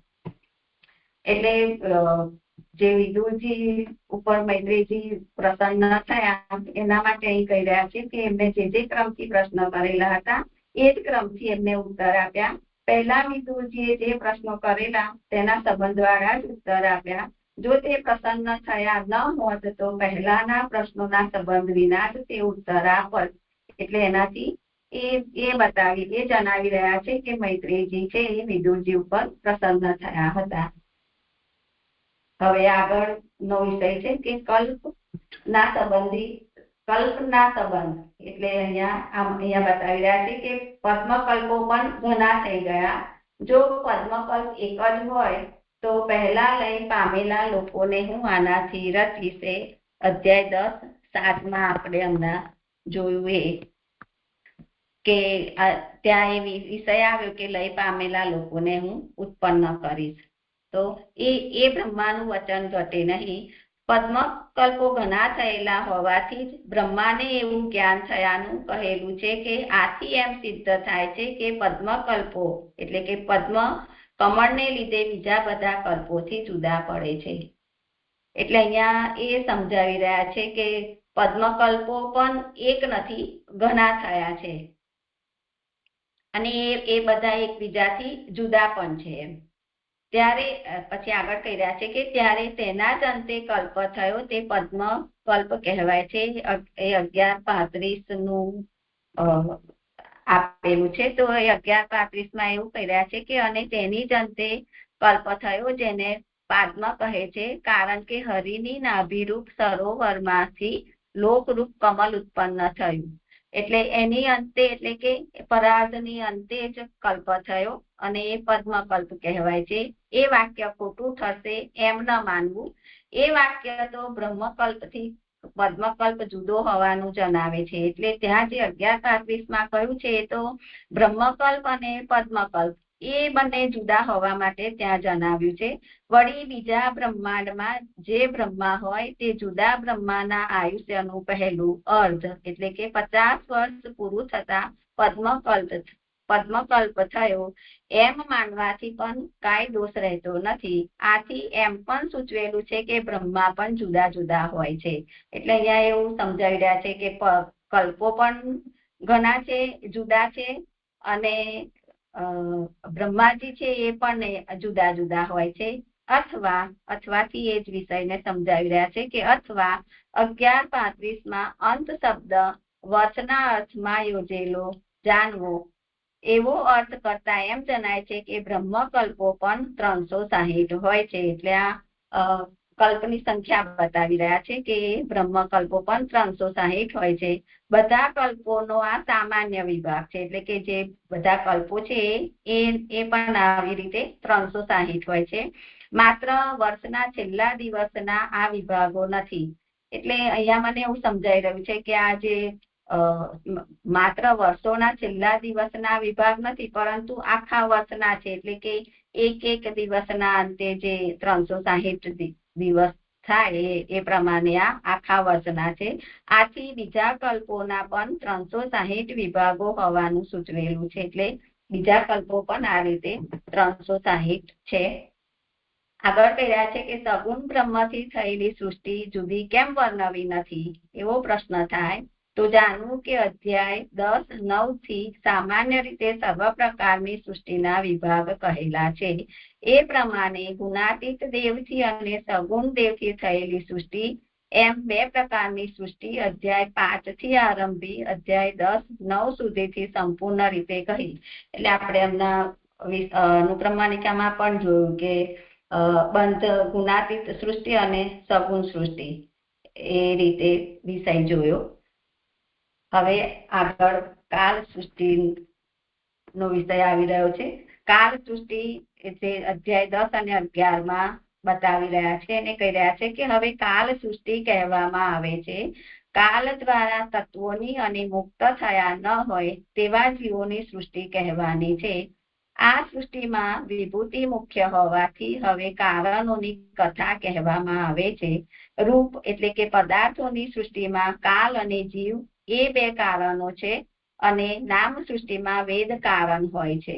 એટલે રૂપ સૃષ્ટિમાં કાલ અને જીવ બે કારણ છે અને નામ સૃષ્ટિમાં વેદ કારણ કહેવાય છે.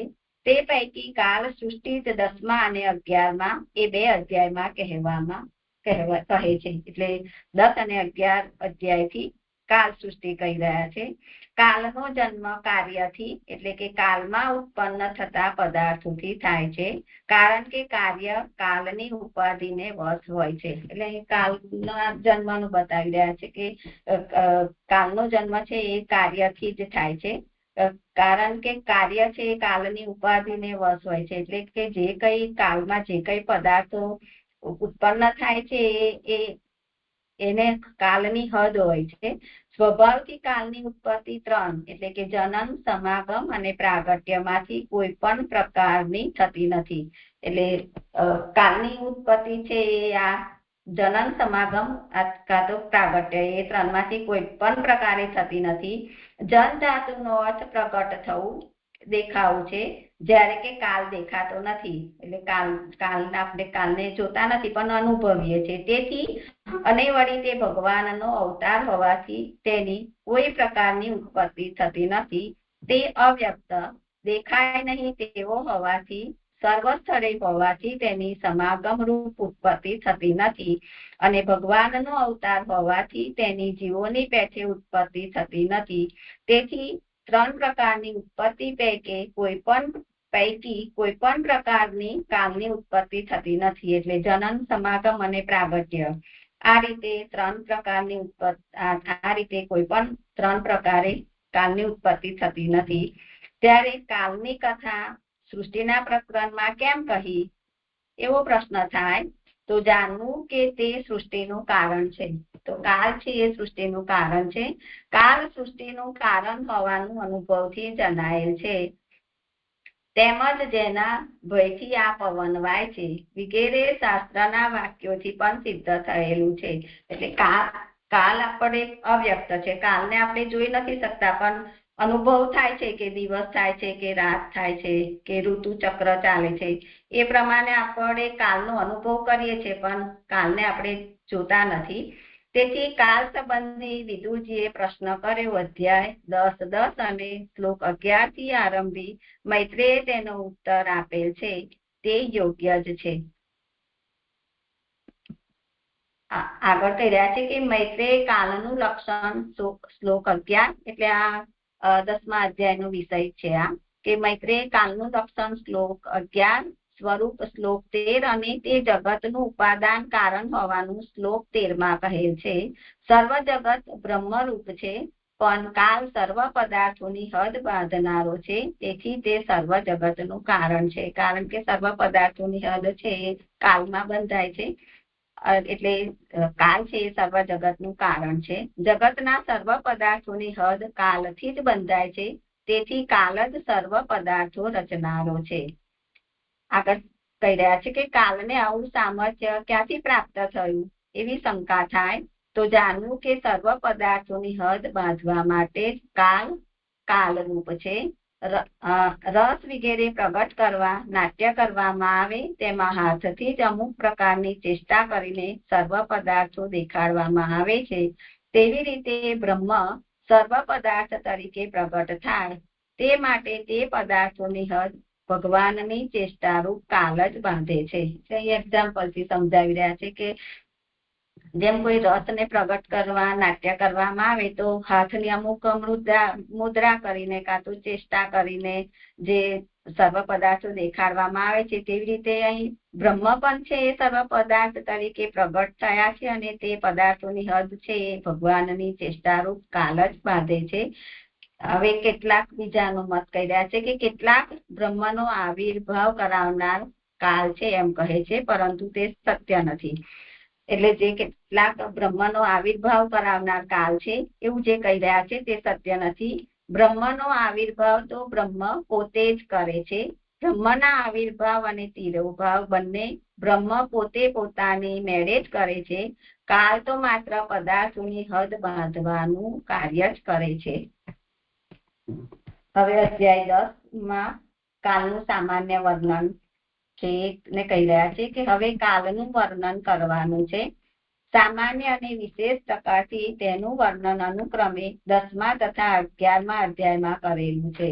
એટલે કાલનું સામાન્ય વર્ણન એ 10મા અધ્યાયમાં અને વિશેષ પ્રકારનું વર્ણન એ 11મા અધ્યાયમાં કરેલું છે. 10મા અધ્યાયમાં કાલના જુદા જુદા કાર્યોનું નિરૂપણ કરેલું છે. કારણ કે કાર્યોનું નિરૂપણ એ જ કાલનું સામાન્ય રીતે વર્ણન છે. કાર્યોથી કાલનું વર્ણન કરવામાં આવે તે જ સામાન્ય રીતે કાલનું વર્ણન કરેલું ગણાય. ત્યારે અહીં 10 પ્રકારની સૃષ્ટિ કેમ કહી?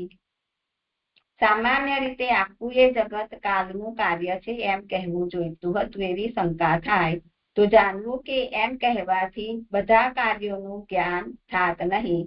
તેથી બધા કાર્યો બુદ્ધિથી સહેલાઈથી જણાય તે માટે કોઈક પ્રકારનો આધાર લઈ કાર્યોની ગણના કરવી જોઈએ. તેથી 10 પ્રકારની સૃષ્ટિ કહેલી છે.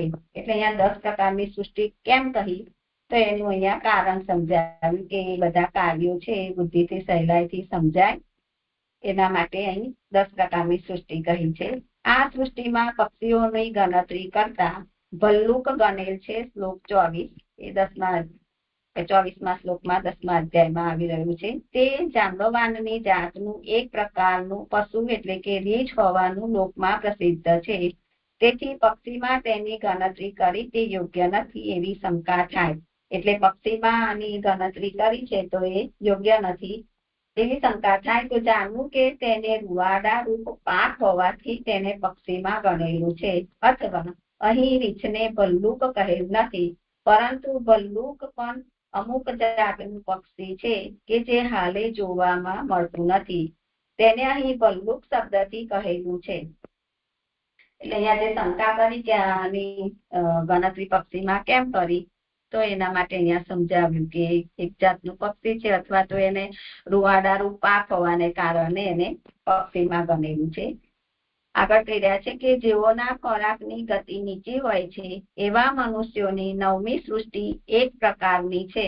અધ્યાય 10 અહીંયા 25 લખ્યું છે પણ 26મા શ્લોકમાં એ વિષય છે. એમ મનુષ્યોની સૃષ્ટિ એક પ્રકારની કેમ કહી છે? જ્યારે કે જે મધ્યમ મનુષ્યો છે તેઓ તો વગેરે સ્થળે મનુષ્યોના જુદા પ્રકારો ગણેલા છે. એટલે જે 10:26 મનુષ્યોની એક પ્રકારની સૃષ્ટિ કહીએ એના માટે અહીંયા પ્રશ્ન થઈ રહ્યો છે કે એક પ્રકારની સૃષ્ટિ કેમ કહી, મનુષ્યોના પ્રકારો તો જુદા ગણેલા છે, એવો પ્રશ્ન થાય તો જાણવું કે અહીં જે મનુષ્યો કહેલા છે તે તો કાલના કાર્યરૂપ કૃત્રિમ મનુષ્યો છે. અકૃત્રિમ સ્વાભાવિક મનુષ્યો તો 3 પ્રકારના છે. તેથી મને અહીંયા કૃત્રિમ અને અકૃત્રિમ મનુષ્યોથી નથી સમજાતું, પણ અકૃત્રિમમાં એવું સમજાઈ રહ્યું છે કે એના જે ગુણો બતાવ્યા છે 3 પ્રકારના, કે ગુણોને લીધે તેઓ 3 પ્રકારના છે. સાત્વિક મનુષ્યો ઉત્તમ છે, તેઓની જ્ઞાનમાં અથવા ભક્તિમાં શ્રદ્ધા છે. બીજાઓને પણ તેઓના ગુણ પ્રમાણે જાણવા તેઓ મધ્યમ અને કનિષ્ઠ અથવા રાજસ, અને તામસ મનુષ્યો તું જન્મ લે અને મરણ પામ એ માર્ગમાં કહેલા હોવાનું કહેલ છે, કારણ કે તેઓ કર્મને આધીન છે. ભગવાન અનેક પ્રકારની સૃષ્ટિ રચે છે, તેમાં કેટલાક ઘણા સુખી અને કેટલાક દુઃખી હોવાથી તે પક્ષપાતી અને ક્રૂર હોવારૂપ દોષ થાય છે. આવી શંકા પણ ન કરવી, કારણ કે ભગવાન પોતે જ સર્વરૂપ થતા હોવાથી એવો દોષ તેમનામાં નથી. એટલે ભગવાનમાં પક્ષપાતી કે ક્રૂર હોવાનો દોષ નથી. કોઈ પોતાનો જ પક્ષપાત કરે અથવા પોતાની ઉપર જ ક્રૂરતા કરે એમ કહેવાય નહીં. આ સૃષ્ટિના 10 પ્રકારો સદા કાળમાંથી ઉત્પન્ન થયા કરે છે કે એક જ વાર ઉત્પન્ન થયા છે, એવો પ્રશ્ન થાય. એટલે પ્રશ્ન થઈ રહ્યો છે કે જે 10 પ્રકારો બતાવ્યા સૃષ્ટિના, તો એ સદા કાળમાંથી ઉત્પન્ન થયા કરે છે કે એક જ વાર ઉત્પન્ન થાય છે, એવો પ્રશ્ન થાય. તો જાણવું કે કાળમાંથી તે એક જ વાર ઉત્પન્ન થયેલા છે અને પાછળથી જુદા જુદા પ્રકારની સૃષ્ટિમાંથી તે પ્રકારની સૃષ્ટિ થયા કરે છે. તેથી કાલની કથા તે બધી સૃષ્ટિઓનું મૂળ કારણ હોવાથી વિસ્તારથી કહેલી છે.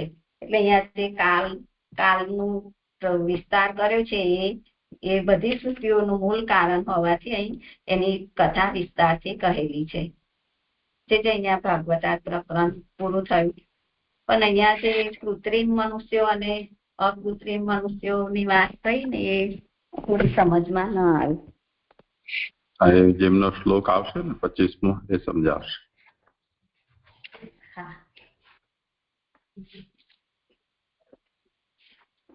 તો એટલે લઉં આગળ 10મા અધ્યાય કારિકા. હવે 10મા અધ્યાયમાં કારિકાએ જગતો ભૂત સર્ગસ્તુ બ્રહ્મા સો અત્ર નિરૂપિતઃ ભગવત કૃપયા યુક્ત ત્રાદ્રસોસ્ય નિદાનતા. જગતના મહાભૂતોની સૃષ્ટિ તો બ્રહ્મા છે, ભગવાનની કૃપાવાળાનું તેમનું અહીં નિરૂપણ કર્યું. તેવા રૂપથી આ કારણ રૂપ થાય છે.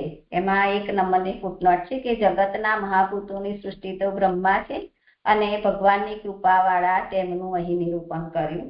તો એમાં 1 નંબરની ફૂટનોટમાં કહી રહ્યા છે કે પહેલા બ્રહ્માજીએ કરેલી સ્તુતિ અને ભગવાનની પ્રસન્નતાને મહાભૂત કહેલા, પછી બ્રહ્માના જ્ઞાનને મહાભૂત કહેલ, વળી પહેલા બ્રહ્માજીને પુરુષની બુદ્ધિરૂપ કહેલા અને હવે મહાભૂત રૂપ કહો છો. આમ પરસ્પર વિરુદ્ધ વૃત્તાંત કેમ ઘટે એવી શંકાનું સમાધાન કરવા આ કહેલ છે. પાછળ 3:9-9 થી શ્રી સુબોધિનીમાં વિશેષણ સાથેના માયાબલને ભગવાનનો સંબંધ હોવાનું કહેલું છે. તે નિયમ પ્રમાણે મહાભૂતપણું ભગવાનની કૃપામાં પરિણમે છે. કૃપા પ્રસન્નતા રૂપ હોવા છતાં સ્તુતિથી પ્રગટ થયેલી. એટલે અહીંયા જે મહાભૂતપણું એમને પ્રાપ્ત થયું એ ભગવાનની કૃપાથી થયું, અને કૃપા પ્રસન્નતા રૂપ હોવા છતાં એ કૃપા થઈ એ સ્તુતિથી પ્રગટ થયેલી. તેથી પહેલા સ્તુતિ અને પ્રસન્નતાને મહાભૂત કહેલા. એટલે પહેલા જે મહાભૂત રૂપ કયા એ સ્તુતિ અને પ્રસન્નતાને કારણે કહેલા. વળી 3:9-44 જણાવ્યા પ્રમાણે કૃપા જ્ઞાનમાં પરિણમી. એટલે ભગવાનની કૃપા થઈ એટલે એનાથી બ્રહ્માજીને જ્ઞાન થયું, તેથી જ્ઞાનને મહાભૂત કહેલ. જ્ઞાન એકલું મહાભૂત થઈ શકતું નથી, પણ આધારવાળું જ્ઞાન થઈ શકે એમ દૈહિક અને માનસિક સૃષ્ટિ કહેવાથી જણાય છે. તેથી ભગવાનની કૃપાવાળા બ્રહ્માજીને જ મહાભૂત કહ્યા તેથી આ ઘટે છે. એટલે અહીંયા જે શંકા કહી કે આવું પરસ્પર વિરુદ્ધ વૃત્તાંત કેમ ઘટે, તો એ ભગવાનની કૃપાવાળા બ્રહ્માજીને જ અહીં મહાભૂત કહ્યા તેથી આ ઘટે છે. બ્રહ્મા બુદ્ધિના અધિદેવ હોવાથી અને તેમને બુદ્ધિરૂપ કહેલા તેથી વિરોધ ક્યાંય નથી. એટલે આ ભગવાનની કૃપા થઈ છે અને બ્રહ્માજી છે એ બુદ્ધિના અધિદેવ છે એટલે એમને બુદ્ધિરૂપ પણ કહેલા તેથી અહીંયા વિરોધ ક્યાંય નથી. પછી એમાં બીજી ફૂટનોટ છે કે તેવા રૂપથી આ કારણ રૂપ થાય છે. એમાં 2 નંબરની ફૂટનોટ છે કે આ બ્રહ્મા તેવા જ્ઞાન તથા કૃપાવાળા રૂપથી કાર્યોના સમૂહોના આદિ કારણ થાય છે પણ કૃપા વિનાના કોઈ પણ રૂપથી થતા નથી. એટલે બ્રહ્માજીને જે જ્ઞાન અને કૃપા થઈ ભગવાનની માટે જે કાર્યોના સમૂહના આદિ કારણ થયા છે કૃપા વિના એ આ કારણરૂપ થતા નથી. કારિકા બીજી છે કે માત્રાની સર્વરૂપાની દસ સૃજ્યાન્ય તોત્ર વૈ દસમે વિનિરૂપ્યન્તે માત્રાત્વમ ચ અપી કાલતઃ. તેથી અહીં 10મા અધ્યાયમાં ખરેખર રચાવાની સર્વરૂપવાળી 10 માત્રાઓનું નિરૂપણ કરવામાં આવે છે અને માત્રાપણું પણ કાલથી થાય છે. તેથી અહીં એમાં 3 નંબરની ફૂટનોટ છે કે બ્રહ્મા કૃપા અને જ્ઞાનના સંબંધથી કારણરૂપ થાય છે. તેથી એટલે જે પહેલી કારિકામાં કહ્યું ને કે તેવા રૂપથી આ કારણરૂપ થાય છે તો બ્રહ્માજી કારણરૂપ શેનાથી થયા, તો એમને ભગવાનની કૃપા થઈ અને જ્ઞાનનું સંબંધ થયું માટે જે કારણરૂપ થયા. તેથી અહીં 10મા અધ્યાયમાં ખરેખર રચાવાની સર્વરૂપવાળી 10 માત્રાઓનું નિરૂપણ કરવામાં આવે છે અને માત્રાપણું પણ કાલથી થાય છે. 4 નંબરની ફૂટનોટ નીચે પણ આવી રહી છે એટલે પછી લઉં છું કે કાલ નૈવ ગૃહીતાસ્તે ભોગ્યાઃ ભોક્તા અન્યથા તુ સહ ભૂતાનામત્ર સંબંધો રૂપનાથમ કૃતિ પુરા બ્રહ્મના નિર્મિતા પ્રાહ ત્વયં માત્રેતિ રૂપ્યતે. કાલે ગ્રહણ કરેલા જ તેઓ ભોગ્ય થાય છે. એમાં 4 નંબરની ફૂટનોટ છે એટલે માત્રાપણું પણ કાલથી થાય છે અને કાલે ગ્રહણ કરેલા જ તેઓ ભોગ્ય થાય છે. તો એમાં 4 નંબરની ફૂટનોટ છે કે માત્રાપણું કાલથી કેવી રીતે થાય છે તે અહીં કહેલ છે. રચવાના પદાર્થો કાલે ગ્રહણ કરવાથી હદવાળા જ થાય છે અને તેથી ભોગ કરવા યોગ્ય થાય છે. એટલે જે રચવાના પદાર્થો છે એને કાલે ગ્રહણ કરેલા હોવાને કારણે પદાર્થોની હદ બંધાય છે અને એ પદાર્થો છે એ ભોગ કરવા યોગ્ય થાય છે. તેમ ન હોય તો તે ભોગતા છે મહાભૂતોનો આમને સંબંધ છે. તેમ ન હોય તો તે ભોગતા છે. એમાં 5 નંબરની ફૂટનોટ છે કે કાલે ગ્રહણ કરેલ ન હોય તો તે પદાર્થો બ્રહ્મથી જુદા ન હોવાથી ભોગતા જ રહે છે. તેથી ભોગ્યપણું એ માત્રાપણું છે અને તે કાલથી થાય છે. તેથી માત્રાપણું કાલથી થતું હોવાથી માત્રાનું નિરૂપણ કરતા કાલનું નિરૂપણ કરેલ છે. એટલે અહીંયા જે કહ્યું ને કે કાલે ગ્રહણ કરેલા જ તેઓ ભોગ્ય થાય છે. જો કાલે ગ્રહણ કરેલા ન હોત તો એ પદાર્થો બ્રહ્મથી જુદા ન હોત અને એ ભોગતા જ રહત, એ ભોગ્ય ન થઈ શકત. એટલે એ ભોગ્યપણું છે એ જ માત્રાપણું છે. પછી આગળ કારિકામાં કહી રહ્યા છે કે તે જણાવવા બ્રહ્માએ પહેલા કરેલું કાર્ય કહેલું છે. મૈત્રેયે 2 માત્રા હોવાનું કહેલું છે.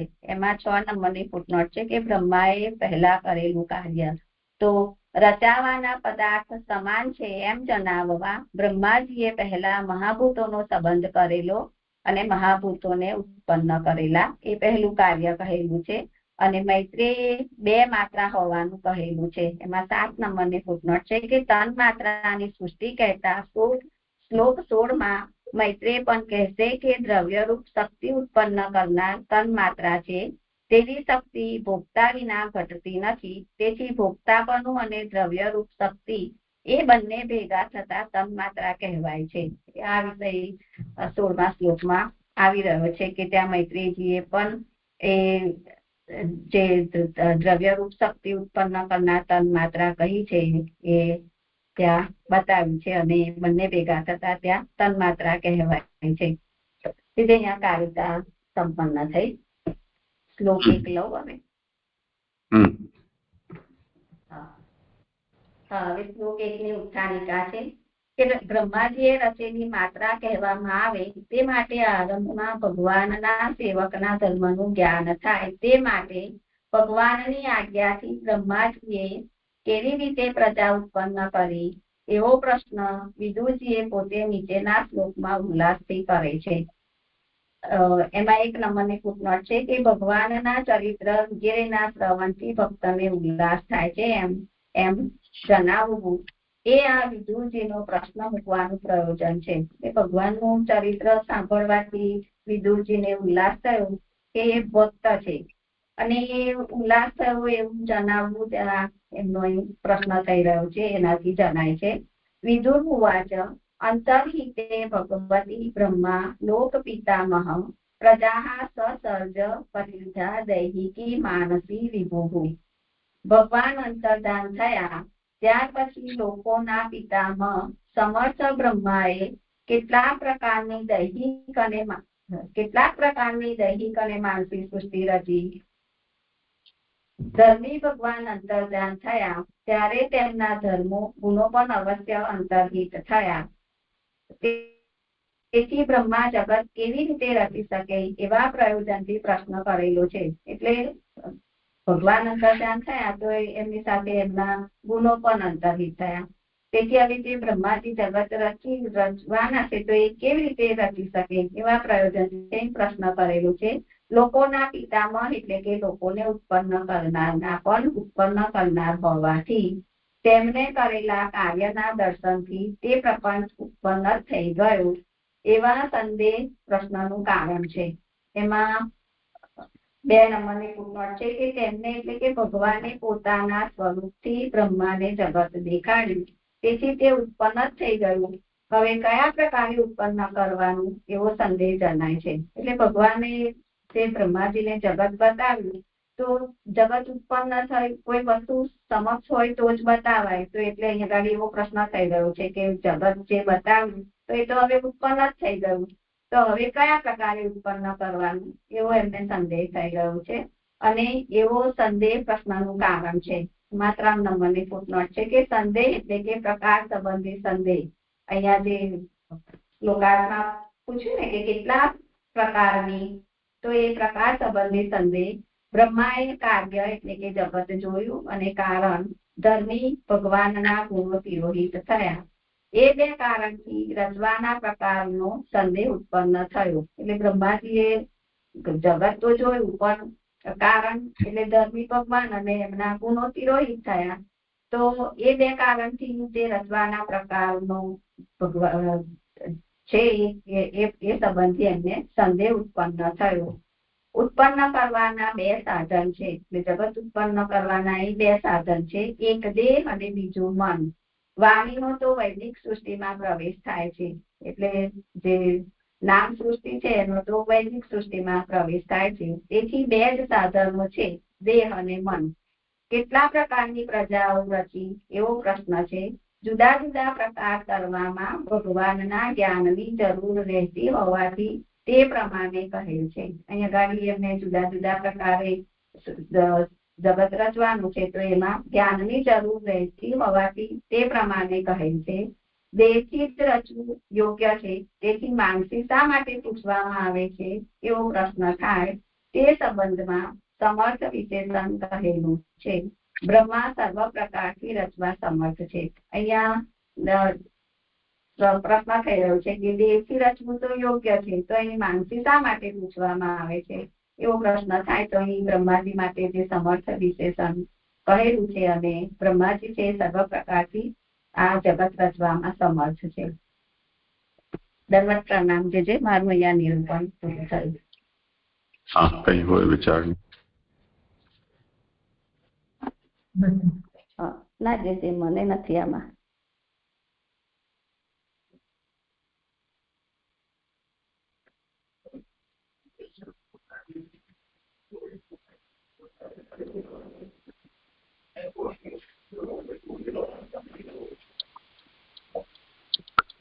જે દંડવત પ્રણામ. હવે મારો વારો છે બીજા શ્લોક થી.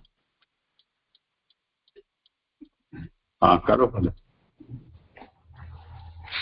હાજી. તદર્પણ શ્લોક 2 ઉત્થાનિકા આગળ જે કરવાનું છે તે પણ ભગવદીય છે એમ જણાવવા માટે નીચેના શ્લોકથી પહેલા પૂછેલા પ્રશ્નોનું પણ સ્મરણ કરાવે છે.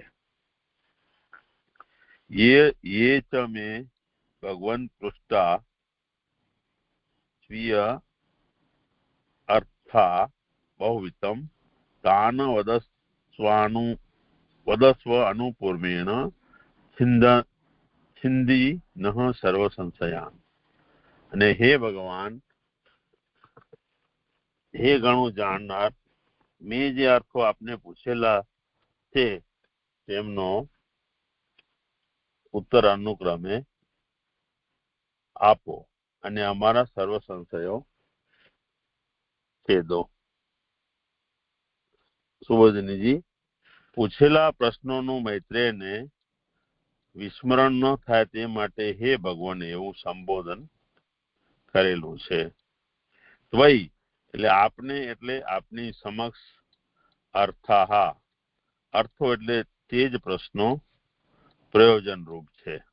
અહીંયા કહી રહ્યા છે કે ભગવાન સંબોધન કેમ કરે છે કે જો વિસ્મરણ ન થાય, પૂછેલા પ્રશ્નોનું મૈત્રેયને વિસ્મરણ ન થાય તે માટે હે ભગવાન એવું સંબોધન કરેલું છે.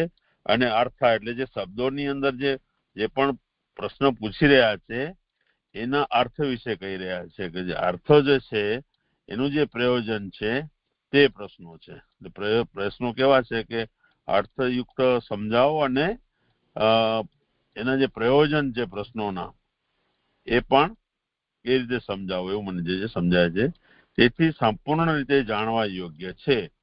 હે ઘણું જ જાણનાર, જે બહુ વિત્તમ કહ્યું છે પૂર્વાર્ધમાં, તો એમ કહે છે કે હે ઘણું જ જાણનાર એ સંબોધનથી ઉત્તર આપવાનું કારણ કહેલું છે. એટલે ઉત્તર આપવાનું કારણ કહેલું છે કે બહુ વિત્તમ છે એટલે જે ઉત્તર આપશે એ એકદમ જે કીધું છે અર્થપૂર્ણ હશે. અને એ જે ઉત્તર આપવાનું કારણ કેમ છે કે તે બહુ વિત્તમ છે. મૈત્રેયજી, પોતાની બુદ્ધિથી ઉત્તર ગ્રહણ થાય તે માટે તેમને અનુક્રમે કહેવાની પ્રાર્થના કરેલી છે.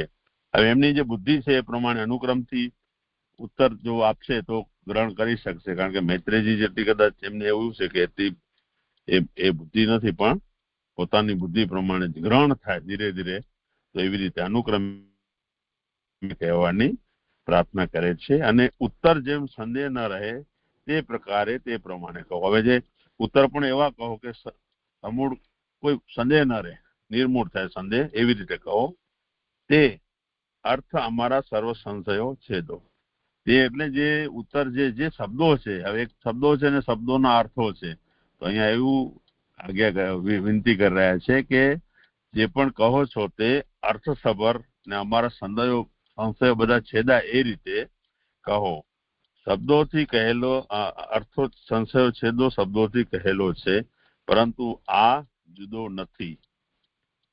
ને આ જે પ્રશ્ન છે આ જુદો નથી. કેમ નથી? કે આગળ જે પૂછેલા છે ને, પહેલા પૂછેલા જે ઉત્થાનિકામાં આવે છે કે પહેલા પૂછેલા પ્રશ્નનું, એટલે જે 7મા અધ્યાયમાં આવે છે 27 શ્લોક થી 39 શ્લોક પર્યંત જે બધા પ્રશ્નો વિદુરજી પૂછી રહ્યા છે એનું હવે અહીંયા સ્મરણ કરાવીને એ જે પ્રશ્નો છે એ પહેલા પૂછેલા પ્રશ્નો છે.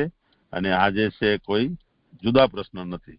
અને અહીંયા જે અર્થા જે શબ્દ છે મૂળમાં, તે અર્થા શબ્દ પર વિદુરજી ખાસ એ કરી રહ્યા છે. એનો મને જે એમ સમજાય છે કે જે શબ્દો છે, કોઈ પણ વાક્ય કે શબ્દ છે, એનું જ્યાં સુધી અર્થ તાત્પર્ય ન સમજાય ત્યાં સુધી એ સાચું એનાથી જ્ઞાન પ્રાપ્ત નથી થતું. અને એ સમજીને જ વિદુરજી અહીંયા આ અર્થા શબ્દની તો એમ કહી શકે કે મેં જે અર્થો આપને પૂછેલા છે એની જગ્યાએ મેં જે પ્રશ્નો આપને પૂછેલા છે તેમનો અનુક્રમે ઉત્તર આપું. પણ અહીંયા જે અર્થો પૂછી રહ્યા છે તો મને જે આવી રીતે સમજાઈ રહ્યો છે. આ શ્લોક અહીંયા સંપન્ન થઈ રહ્યો છે.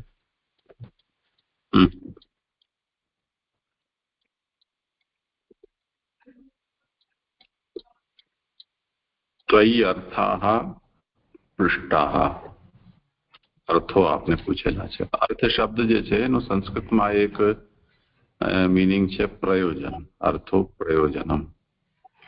એટલે અહીંયા એમ કહેવા માંગે છે કે એ પ્રયોજન વાળા બધા પ્રશ્નો છે. તો અર્થો એટલે તે પ્રશ્નો પ્રયોજન રૂપ છે. તો ખાલી એમ જ આનામાં જવાબ આપી દેશો તો નહીં ચાલે, સંપૂર્ણ રીતે જાણવા યોગ્ય છે, જેથી એનું પ્રયોજન સ્પષ્ટ થાય.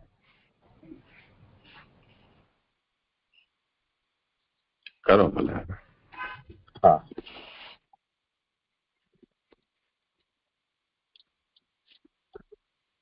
એક મિનિટ.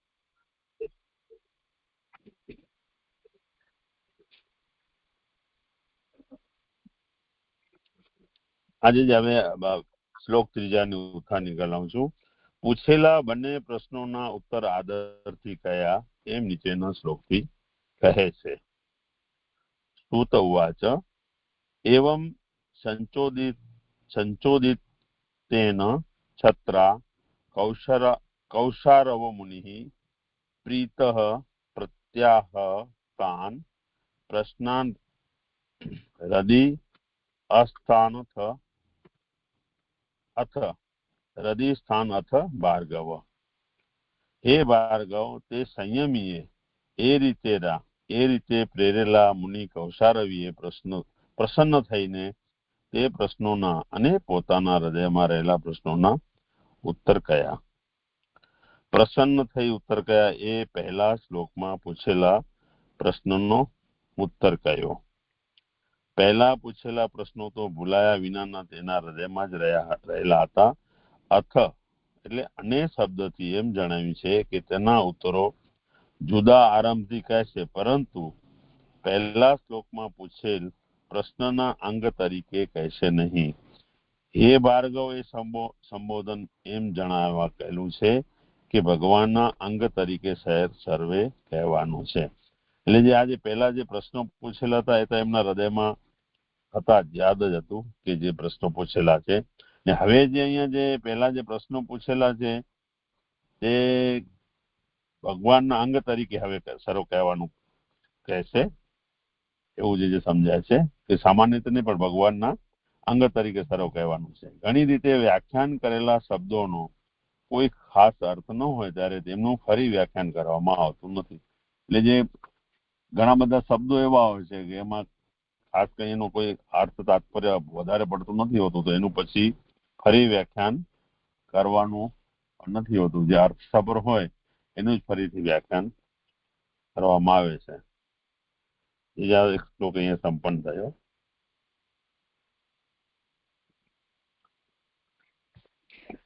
અહીંયા શ્લોકો જે આમાં જે સુબોધનીમાં આવે છે કે પહેલા પૂછેલા પ્રશ્નો અને પછીના પ્રશ્નો, એની સંગતિ કેવી રીતે સમજવાની છે? એટલે કયા પ્રશ્નોની વાત છે?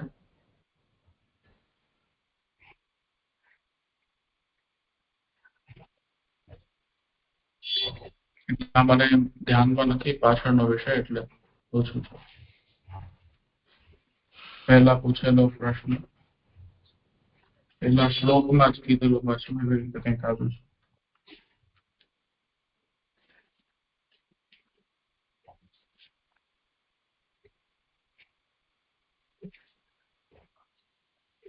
તમને પૂછી રહ્યા વતનભાઈને, તમારો ફોન ચાલુ કરો, જવાબ આપો. એટલે આ 5મા અધ્યાયમાં પૂછેલા પ્રશ્નોની વાત છે એ છે, તો સમજાઈ ગયું. બાકી નથી ધ્યાનમાં આવતું. મને 7મા અધ્યાયમાં લાગે છે. 7મા અધ્યાયમાં પછી જે પ્રશ્નો કર્યા ને, 7મા અધ્યાયમાં 20 અને 21 શ્લોકમાં એમ કહ્યું ને કે એ પ્રમાણે પૂર્વ પક્ષ અને સિદ્ધાંતના મતો જણાવીને બીજા ભગવાનના ખાસ ગુણો જાણવા નીચેના શ્લોકથી આરંભી પ્રશ્ન કરે છે. તો પછી જે આ બધા પ્રશ્નો આયા ને કે અમને વિભૂતિ કહો, પછી આ બધા શ્લોકો મને લાગે 32 સુધી કે 35 સુધી કયા છે. 39 સુધી ગયા છે કે આ બધા પૂછેલા પ્રશ્નોનો મને ઉત્તર કહો. તો એ 7મા અધ્યાયમાં જે સગુણ સૃષ્ટિ સંબંધી પ્રશ્ન કર્યા ને એ લાગી રહ્યું છે.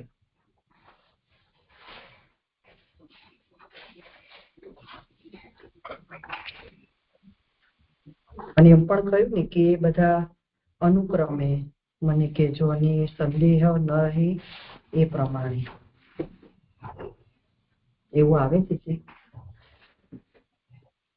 વતનભાઈ કઈ બોલે તો ખબર પડે. આજે જે મને અહીંયા એવું સમજાય છે જે કીધું ને કે પહેલા શ્લોકમાં અને એ ભગવાન જે સંબોધન કર્યા છે, એટલે હવે એમ વિદુરજી નો આનો તાત્પર્ય એવો છે, વિદુરજી એવું કહી રહ્યા છે કે જે ભગવાન સંબંધી હોય જે પણ આ પ્રશ્નો છે એમાં જે ભગવત સંબંધી હોય એ પ્રશ્નો એવી રીતે તમે કહેશો એવું જે મને સમજાય છે. મને એવું લાગે છે કે પ્રીત પ્રત્યાહ પ્રસન્ન થઈ ઉત્તર કહ્યા. આ જે મૂળમાં પદ છે એ આ વાક્યનો છે કે સૂતજી હવે આગળ જે કહેવાનું છે એની ભૂમિકા બાંધી રહ્યા છે. તો સૂતજી હવે એમ કહ્યું કે વિદુરે જયારે મૈત્રેયને આ પ્રશ્ન કરે આ 2 શ્લોકથી કે ભગવાન અંતર ધ્યાન થયા પછી બ્રહ્માએ કેટલા પ્રકારની દૈહિક અને માનસિક સૃષ્ટિ રચી, એ પ્રશ્ન એ હવે 4થા શ્લોકથી મૈત્રેય જે કહે છે એ હવે કહી રહ્યા છે. આ પ્રીત પ્રત્યાહ આ 2 શબ્દનો અર્થ થયો. એટલે પહેલા શ્લોકમાં પૂછેલા પ્રશ્નનો ઉત્તર કહ્યો. આ પ્રીત પ્રત્યાહ આ શબ્દનો અર્થ છે.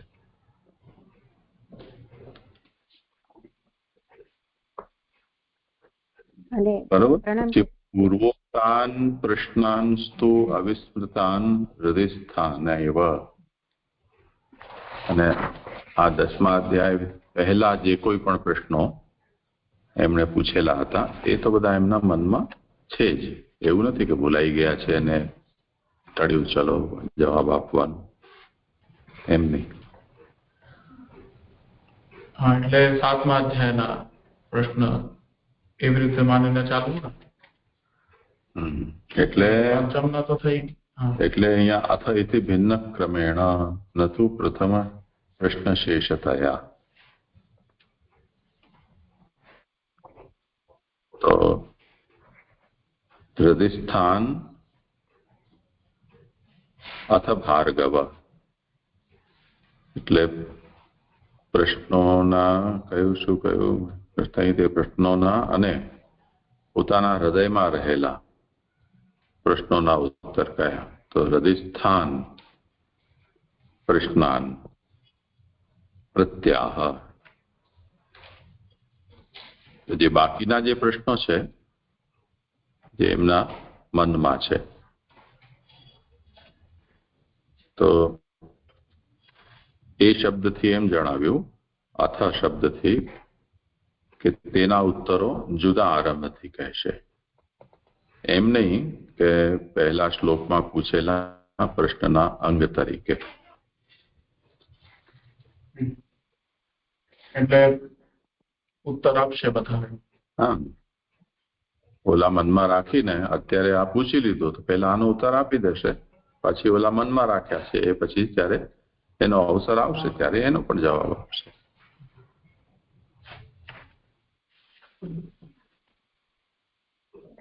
પ્રણામ છે.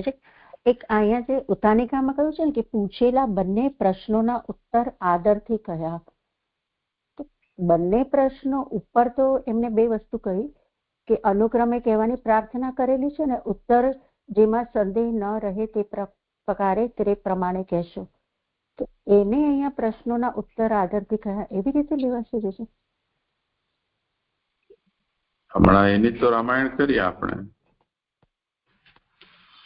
10મા અધ્યાયના પહેલા શ્લોકમાં પૂછેલો પ્રશ્ન એ એક, અને 10મા અધ્યાય પહેલા જ્યાંથી આ પ્રકરણ શરૂ થયું છે તે વખતે વિદુરે જે પણ પ્રશ્ન પૂછ્યા છે તે બધા પ્રશ્નો એ બે પ્રકારના થઈ ગયા ને?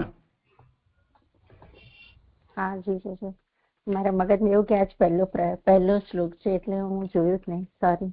અને જે મને આજે કારિકાઓ આવી ને એમાં આજે મહાભૂતપણું જે કહ્યું છે ને, તો મહાભૂત તો નોર્મલી આપણે જે બહુ આ 5 તત્વો છે એને જ મહાભૂત કહીએ છીએ, પણ અહીંયા જે સમજાવ્યું છે ને એ મને સમજ નહીં પડતી. આગળનો જે રેફરન્સ આપ્યો ને 3:9:9 ત્યાં તો મેં વાંચ્યું એટલું મને ત્યાં સમજાયું, પણ પછી જે કહ્યું છે ને કે 3:9:44 જણાવ્યા પ્રમાણે કૃપા જ્ઞાનમાં પરિણમે, તેથી જ્ઞાનને મહાભૂત કહેલ. પછી એવું કીધું જ્ઞાન એકલું મહાભૂત થઈ શકતું નથી, પણ આધારવાળું જ્ઞાન થઈ શકે એમ દૈહિક અને માનસિક સૃષ્ટિથી કહેવાથી જણાય છે.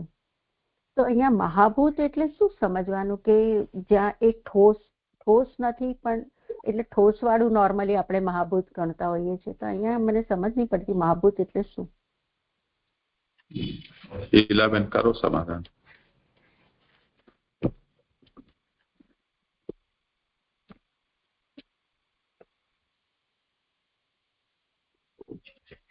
હા દીદી, ધન્યવાદ પ્રણામ.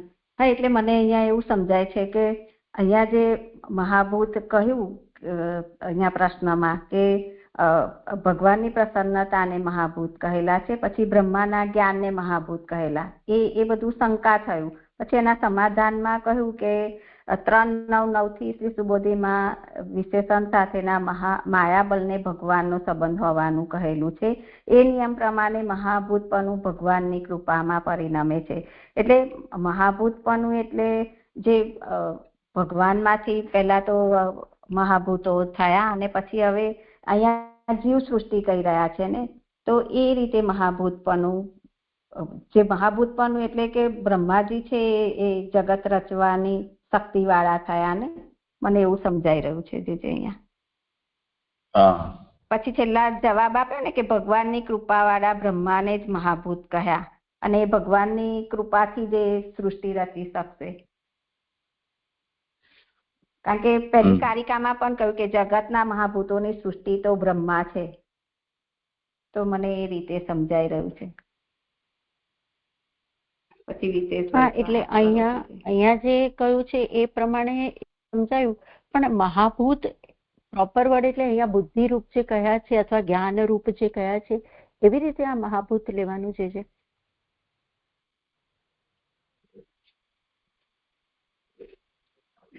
કરો સમાધાન. ભાનુબેનને પણ આ પ્રશ્ન કર્યો હતો ભૂત શબ્દના સંબંધમાં, ત્યારે આપણે વિચાર કર્યો છે.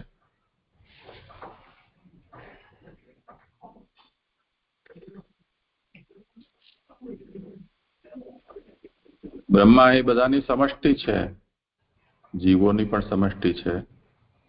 તે જ રીતે જે પણ સૃષ્ટ થવાના પદાર્થો છે એની પણ એ સમષ્ટિ છે. તો એ બધું એ પોતે છે એવી જાતની કૃપા ભગવાને એમના ઉપર કરી જુદી જુદી રીતે. એ વાત અહીંયા પુરુષોત્તમજી સમજાવી રહ્યા છે.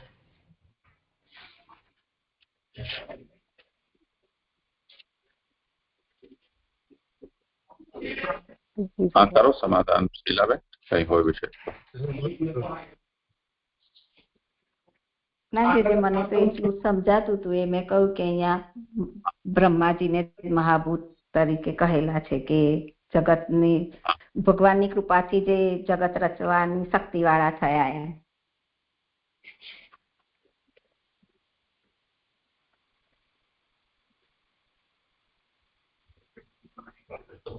એટલે જે ભગવાનની અંદર જે બધું જ બિરાજતું હતું એ હવે બ્રહ્માજીની અંદર આવી ગયું છે. એટલે એ મહાભૂત એટલે એ હવે ફિઝિકલ કાર્યરૂપ જગત પણ બનાવી રહ્યા છે, અને બ્રહ્મા બુદ્ધિના પણ અધિદેવ હોવાથી એમને બુદ્ધિરૂપ પણ કીધા. એટલે બધું જગત એમની અંદર હવે આવી ગયું છે.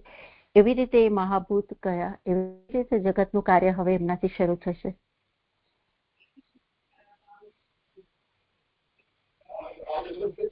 જે છે 3:9:44 છે આપણે શું સંદર્ભ છે એમાં આવી રહ્યા છે પ્રકૃતિ અને પુરુષના ઈશ્વર જેની નવીમાંથી કમળ નીકળેલું તે જગત રચનાની એ પ્રમાણે જણાવી અને પોતાનું સત્ય જગત દેખાડીને અંતરિત થાય.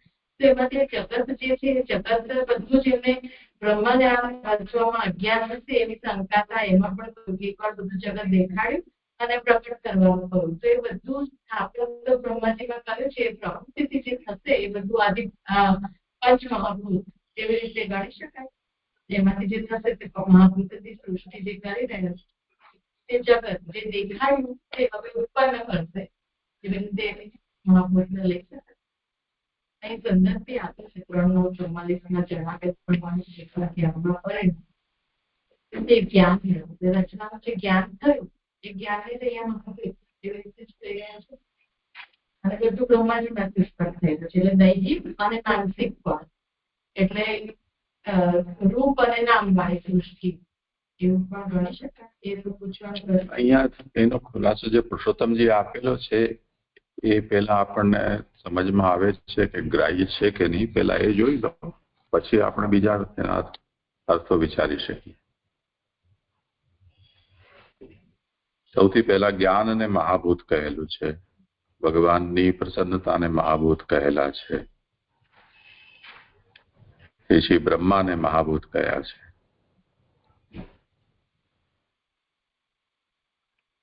તો અહીંયા મહાપ્રભુ જે કારિકામાં અર્થ કરી રહ્યા છે કે જગતો ભૂત સર્ગસ્તુ બ્રહ્મા, જગતના ભૂત સર્ગ, ભૂતનો સર્ગ એ તો બ્રહ્મા છે. બ્રહ્મા જ પોતે મહાભૂત છે.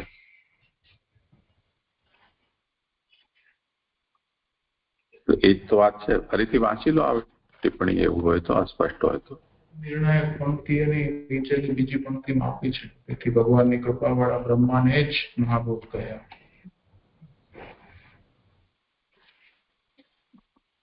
હા, એટલે એ આખું જે એમને એક પછી એક બધું જે કહીને જે છેલ્લે બ્રહ્માજીને મહાભૂત કેમ કયા છે એ જે આખી થોટલાઈન બતાવી છે ને એ સમજમાં નથી આવતી કે એ કેવી રીતે આવી રીતે કેવી રીતે થાય. જેમ આગળ કહ્યું કે મહાભૂતપણું ભગવાનની કૃપામાં પરિણમે છે. પછી કૃપા પ્રસન્નતા રૂપ હોવા છતાં સ્તુતિથી પ્રગટ થયેલી એટલું થયું. પછી તેથી પહેલા સ્તુતિ અને પ્રસન્નતાને મહાભૂત કયા. એટલે અહીંયા પહેલા સ્તુતિ અને પ્રસન્નતાને મહાભૂત કયા. પછી આગળ કૃપા જ્ઞાનમાં પરિણમી તેથી જ્ઞાનને મહાભૂત કયા. એવી રીતે જે એક પછી એક સ્ટેપથી જે બતાવી રહ્યા છે ને એ સ્ટેપ નથી સમજમાં આવતા કે આવી રીતે એને મહાભૂત કેમ કયા છે, કે કૃપાને અને સ્તુતિને મહાભૂત કેમ કયા, પછી જ્ઞાનને કેમ કહ્યું. એટલે એક એક સ્ટેજથી બ્રહ્માજીમાં આવિર્ભૂત થઈ રહ્યું છે જ્ઞાન, એવી રીતે એને સમજવાનું.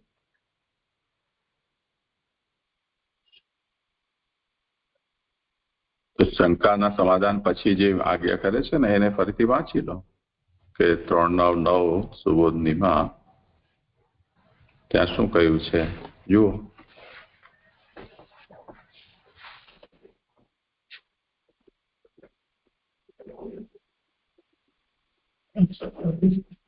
ત્યાં જે વચ્ચે છે 327 પેજ ઉપર ત્યાં અહીંયા ઇન્દ્રિયોનું જે વાત આવી ને, ઇન્દ્રિયોના અર્થરૂપ માયાનું બલ જેમાં છે એ વિશેષણથી આ આત્માથી જુદા હોવાપણું દર્શાવે છે. એને જ્યાં સમજાવ્યું ને ત્યાં રેફરન્સ આવી રહ્યું લાગે છે કે ઇન્દ્રિયોના અર્થરૂપ ભગવાનની માયાનું બલ છે જેમાં તેવો આ સંસાર છે. વચ્ચે ઉત્પન્ન થયેલા પદાર્થો માયક જ છે અને ઇન્દ્રિયોના જ માટે ઉત્પન્ન કરેલા છે. ભગવાનની સંબંધવાળી ઇન્દ્રિયો અહંકારથી લોકનું હિત કરવા પ્રવૃત્તિ કરે છે, ત્યારે ભગવાનની આજ્ઞાથી ભગવાનની માયા સ્વરૂપભૂત પદાર્થો ઉત્પન્ન કરે છે. તેથી ભગવાનના એવું વિશેષણ પણ કહેલું છે. વિશેષણ સાથે નામનો ભગવાન સાથે સંબંધ કહેલો છે કારણ કે તે માયા આધાર બ્રહ્મનું જ્ઞાન થાય ત્યારે દૂર થાય છે. અહીંયા જે વિશેષણની વાત આવી તો ત્યાં આ વાત લાગુ પડશે કે વિશેષણ માયા એટલે આધાર બ્રહ્મનું જ્ઞાન થાય ત્યારે દૂર થાય છે. એટલે માયા ત્યારે દૂર થાય જ્યારે બ્રહ્મનું જ્ઞાન થાય છે. એટલે માયાના બળને ભગવાનનો સંબંધ હોવાનું કહેલું છે. અને એ પછી બ્રહ્માજીની ઉપર મહાભૂતપણું, એ નિયમ પ્રમાણે મહાભૂતપણું એટલે ઇન્દ્રિયોની જે આ માયા જે છે એ અલગ થઈ એ કૃપા ભગવાનની કૃપામાં પરિણમે છે અને કૃપા સ્તુતિથી પ્રગટ થયેલી છે. એટલે બ્રહ્માજીએ જયારે સ્તુતિ કરી ત્યારે એમના ઉપર ભગવાનની કૃપા થઈ અને એમનામાં આ મહાભૂતપણું પ્રવેશ્યું, એવું થયું છે. તેથી પહેલા સ્તુતિ અને પ્રસન્નતાને મહાભૂત કહેલા છે. એ ક્યાં કહેલા છે એ નથી ખબર. તેથી આ મને જરા પણ નથી સમજાતું કેવી રીતે આ જોડ્યું છે. એ 3:9 થી પણ નથી સમજાતું. દંડવત પ્રણામ છે.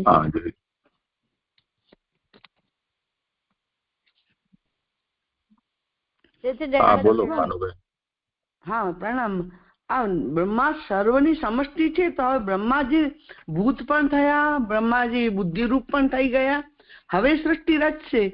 તો આપણે એવું સમજાવ્યું હતું કે માત્ર ભૂતરૂપ ને બધું એ સમષ્ટિ રૂપ થઈ ગયા ને બધાના, એવું સ્વરૂપ છે બ્રહ્માજીનું. તેથી બ્રહ્માજી સૃષ્ટિ રચી રહ્યા છે. તો હવે એમને ભગવાનની જેમ જ રચશે. હવે કોઈની એમને એ નથી, સંપૂર્ણ થઈ ગયા છે બ્રહ્મા સૃષ્ટિ રચવા માટે, એવું અહીં સમજાય છે. એમાં સંદેહ નથી હવે કઈ. મહાભૂત થયા એવું પણ નહીં, બુદ્ધિરૂપ પણ થયા છે ભગવાનની.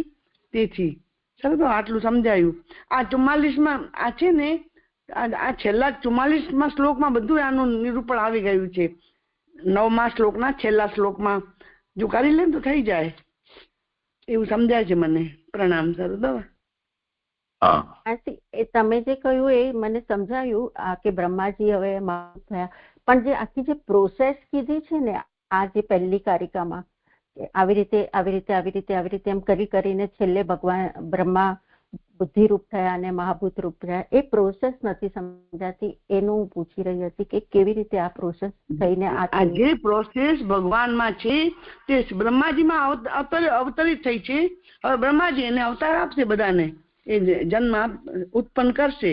તો એ આખી પ્રોસેસ જ આવી છે ભગવાન થી બ્રહ્માજીમાં પ્રોસેસ આવી. એનું નામ બ્રહ્માજી, એનું નામ. બાકી તો ભગવાન જ છે ને બ્રહ્મા. એ પ્રોસેસ ને લઈને બ્રહ્માજી, હવે આપણે એનું રૂપ સમજ્યા કે બ્રહ્માજી ના રૂપથી ભગવાન જ સૃષ્ટિ સર્જી રહ્યા છે. એટલે આમાં કઈ સંદેહ થવા જેવું છે નહીં, મને એવું લાગે છે. કારણ કે સર્વ સમષ્ટિ રૂપ છે બ્રહ્મા. હવે અહીંયા મને થોડુંક એવું લાગે છે કે પુરુષોત્તમ જે કીધું છે એનાથી સ્પષ્ટ તો થઈ જવું જોઈએ. તો એ કે નીચેથી ચોથી પંક્તિ છે, એની પહેલા તો એને વર્ણન કરવા વાળા બધા વાક્યો છે. તેથી જ્ઞાનને મહાભૂત કહેલે. હવે એ કેવી રીતે કહેલું છે એ બધું એના પૂર્વમાં આવી ગયું, એ જે વચનો લીધા અને એની પહેલાની ચર્ચા આવી. હવે જ્ઞાન છે એટલું મહાભૂત થઈ શકતું નથી, પણ આધાર વાળું જ્ઞાન થઈ શકે. એમ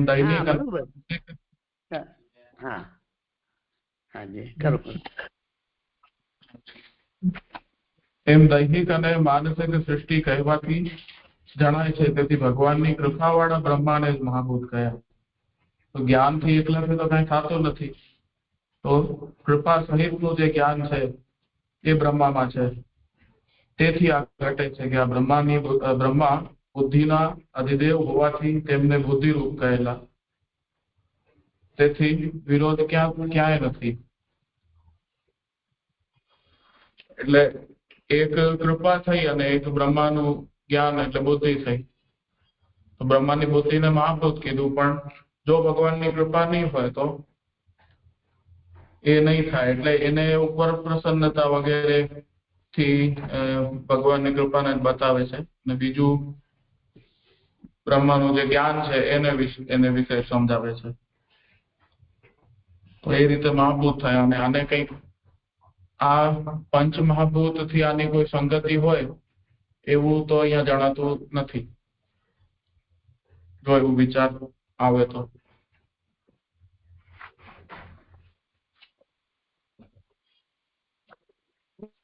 અને મને પણ એ રીતે સમજાઈ રહ્યું છે કે બીજી અને ત્રીજી ફોર્થ નોટમાં પણ જણાવી દીધું કે આ બ્રહ્મા તેવા એટલે કે જ્ઞાન અને કૃપાવાળા રૂપથી કાર્યોના સમૂહોના આદિ કારણ થાય છે. આદિ કારણ એટલે કે સૃષ્ટિ રચવા માં પણ કૃપા વિનાના કોઈ પણ રૂપથી થતા નથી. અને પહેલી ફૂટનોટમાં પણ મેઇન તો પ્રભુની કૃપા જ બતાવી છે.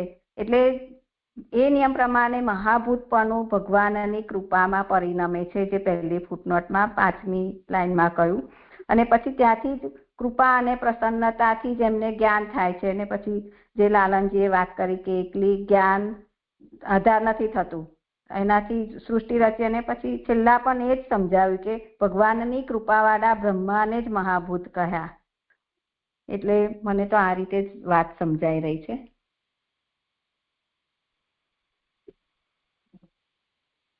આ મહાભૂત એટલે શું, એટલું જ ખાલી હવે મને રહ્યું કે પંચ મહાભૂત જુદા અને મહાભૂત જુદા, એવું સમજવાનું. એટલે પંચ મહાભૂતમાં ખાલી આકાશ, તેજ, વાયુ વગેરે 5 જ આવે, અને મહાભૂતમાં ધી, ઇન્દ્રિય, એ જે આપણે અંતઃકરણ ને એ બધું આવી જાય, એવી રીતે સમજવાનું. આ મહાભૂત ખાલી કહીએ તો અહીંયા મહાભૂત શબ્દથી ભગવાનની કૃપા વાળા થયા એટલું સમજી લો ને તો પર્યાપ્ત છે. હા, જી જી જી. કેમ કે પાછલા અધ્યાયમાં આ કહ્યું ને કે સર્વ વેદમય નેદમ આત્મનાત્મ યોનિના પ્રજાસ્ત યથા પૂર્વમ યાશ્ચમય અનુશેરતે.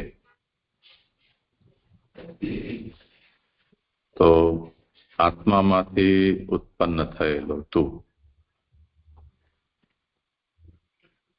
સર્વ વેદ રૂપ તારા દેહથી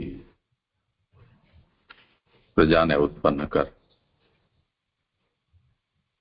જેવી રીતે પહેલા કરી હતી અને જે મારા સંબંધ વાળી.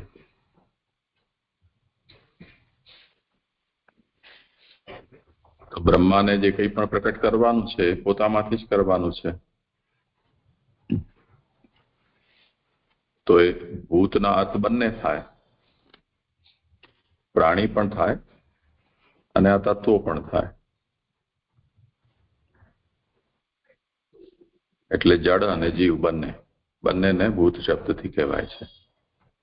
તો ભૂત, માત્રા, ઇન્દ્રિય અને ધી એનો સર્ગ, જન્મ, એ સર્ગ કહેવાય છે. તો ભૂત, આમાં જે ભૂત ગણાવ્યું છે એ ભૂત એટલે પંચ મહાભૂત.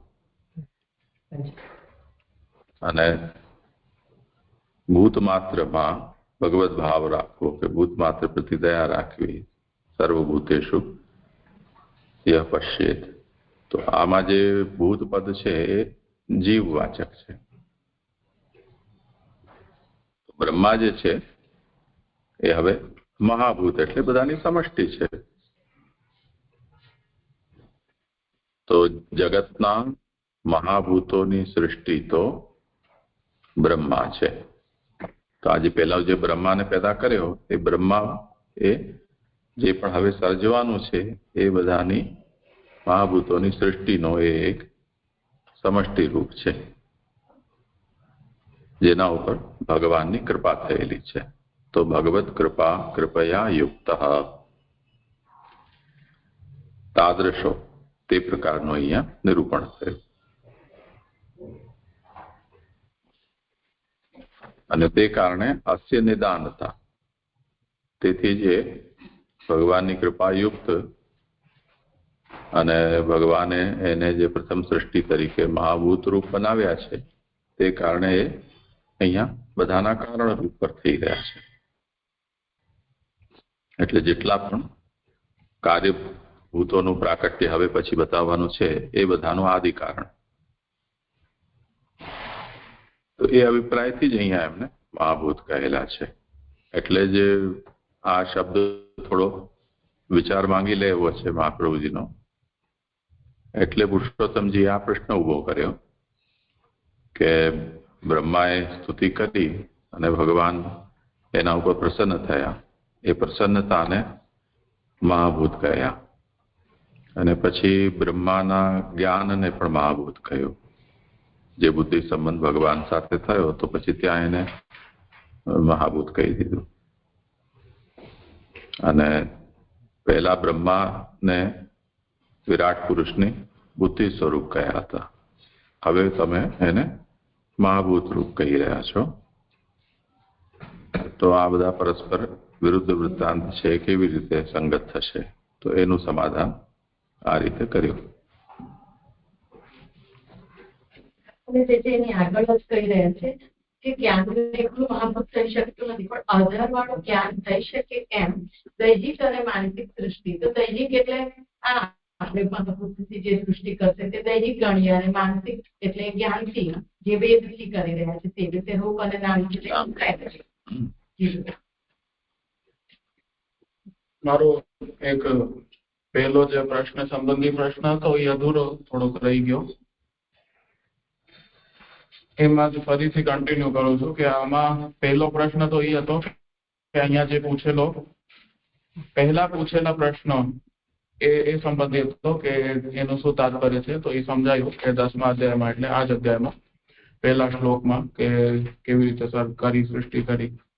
તો એ સંબંધમાં અહીંયા આગળ ચર્ચા આવશે. એ પ્રસન્નતાપૂર્વક એનો ઉત્તર આપશે. બાકીના પ્રશ્નોનું પછીથી આવશે.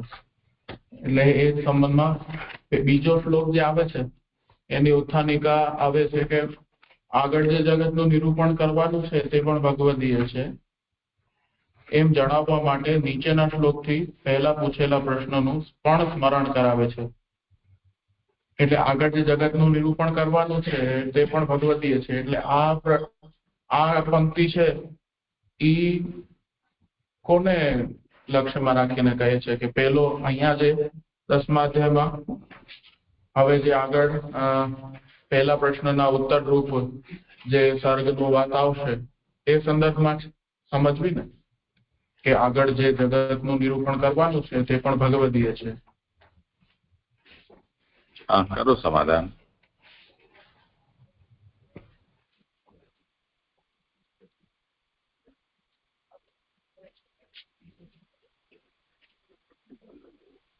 વસંતભાઈ સમાધાન કરો.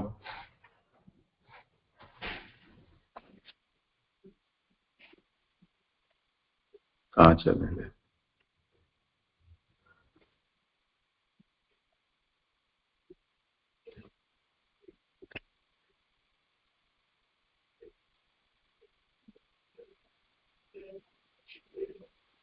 और कोई ने समाधान करવું હોય તો કરો.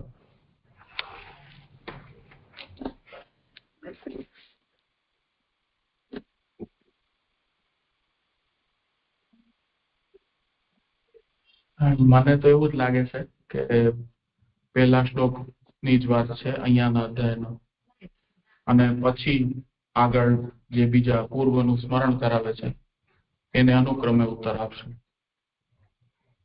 તો કેમ કે પૂર્વમાં તો એવી રીતે જ મને લાગ્યું. એટલે પહેલા જે પ્રશ્ન પૂછ્યા છે તો વિદુરજી એમ કહી રહ્યા છે કે મેં જે પહેલા પૂછેલા જે પ્રશ્નો છે એ ભૂલી ના જાય એના માટે. અત્યારે ભગવાનનું જે ચરિત્ર કહેવાયું તે સંપન્ન થયું એટલે હવે વિદુરજીને એવું થઈ રહ્યું છે કે મારા જે પ્રશ્નો પહેલા પૂછેલા એ ભૂલી ના જાય એના માટે મને જે મેં આજે જગતનું નિરૂપણ કરવાનું છે તે પણ ભગવદીય છે. એટલે મેં જે પૂછેલા પ્રશ્નો છે એ ભગવાન અંતે જ છે પાછા, તો એ પણ અમને હવે કહેજો એમ પૂછેલા પ્રશ્નોનું સ્મરણ કરાવ્યું. અને અહીંયા હવે જે બંને પ્રશ્નોના ઉત્તર આગળથી કર્યા એ જે ગયું ને એમાં જે હમણાં આજ્ઞા કરી તે રીતે કે હવે જે પહેલા શ્લોકમાં જે પ્રશ્ન પૂછ્યો છે એને હવે પહેલા કરશે, અને ત્યાર પછી જે આગળના 7મા અધ્યાયના જે પૂછેલા પ્રશ્નો છે એને પછી એને પણ આગળ કહેશે તો ખરા એમ અહીંયા કહી જાય. એવી સંગતિ તો મને નથી સમજાતી, કેમ કે અહીંયા જે પ્રયોગ કર્યા છે શબ્દના એના હિસાબે ભૂતકાળ અને ભવિષ્યનું એવું લાગે છે કે આગળ જે જગતનું નિરૂપણ કરવાનું છે તો ઈ તો આગળના વિષયમાં હોય તો આવું કે ને કે કરવાનું છે તો તે પણ ભગવદીય જ છે ભલે, પણ એમ જણાવવા માટે નીચેના શ્લોકની પહેલા પૂછેલા પ્રશ્નોનું પણ સ્મરણ કરાવે છે. એટલે અહીંયા થોડુંક આગળ પાછળ ક્રમ હોય ને એવું. હા, એટલે વાત તો એ જ કહેતા હોય એવું છે કે આગળ જે જગતનું નિરૂપણ કરવાનું છે. એટલે મને એવું જ લાગ્યું, હજી પણ એવું જ લાગે છે કે આ પહેલો પ્રશ્ન જે છે 10મા અધ્યાયનો એનું નિરૂપણ કરવાનું છે એ જગત પણ ભગવદીય જ છે ભલે, પણ એથી પહેલા પૂછેલા પ્રશ્નોનું પણ સ્મરણ કરાવે છે. તે સુબોધનીમાં કહે છે કે એનું અનુક્રમે ઉત્તર અનુક્રમે કહેવાની પ્રાર્થના કરેલી છે. અને ઉત્તર જેમ સંદેહ ન રહે તે પ્રકારે તે પ્રમાણે કહેશો એ વિનંતી. તો આ એ રીતે જ ઠીક છે.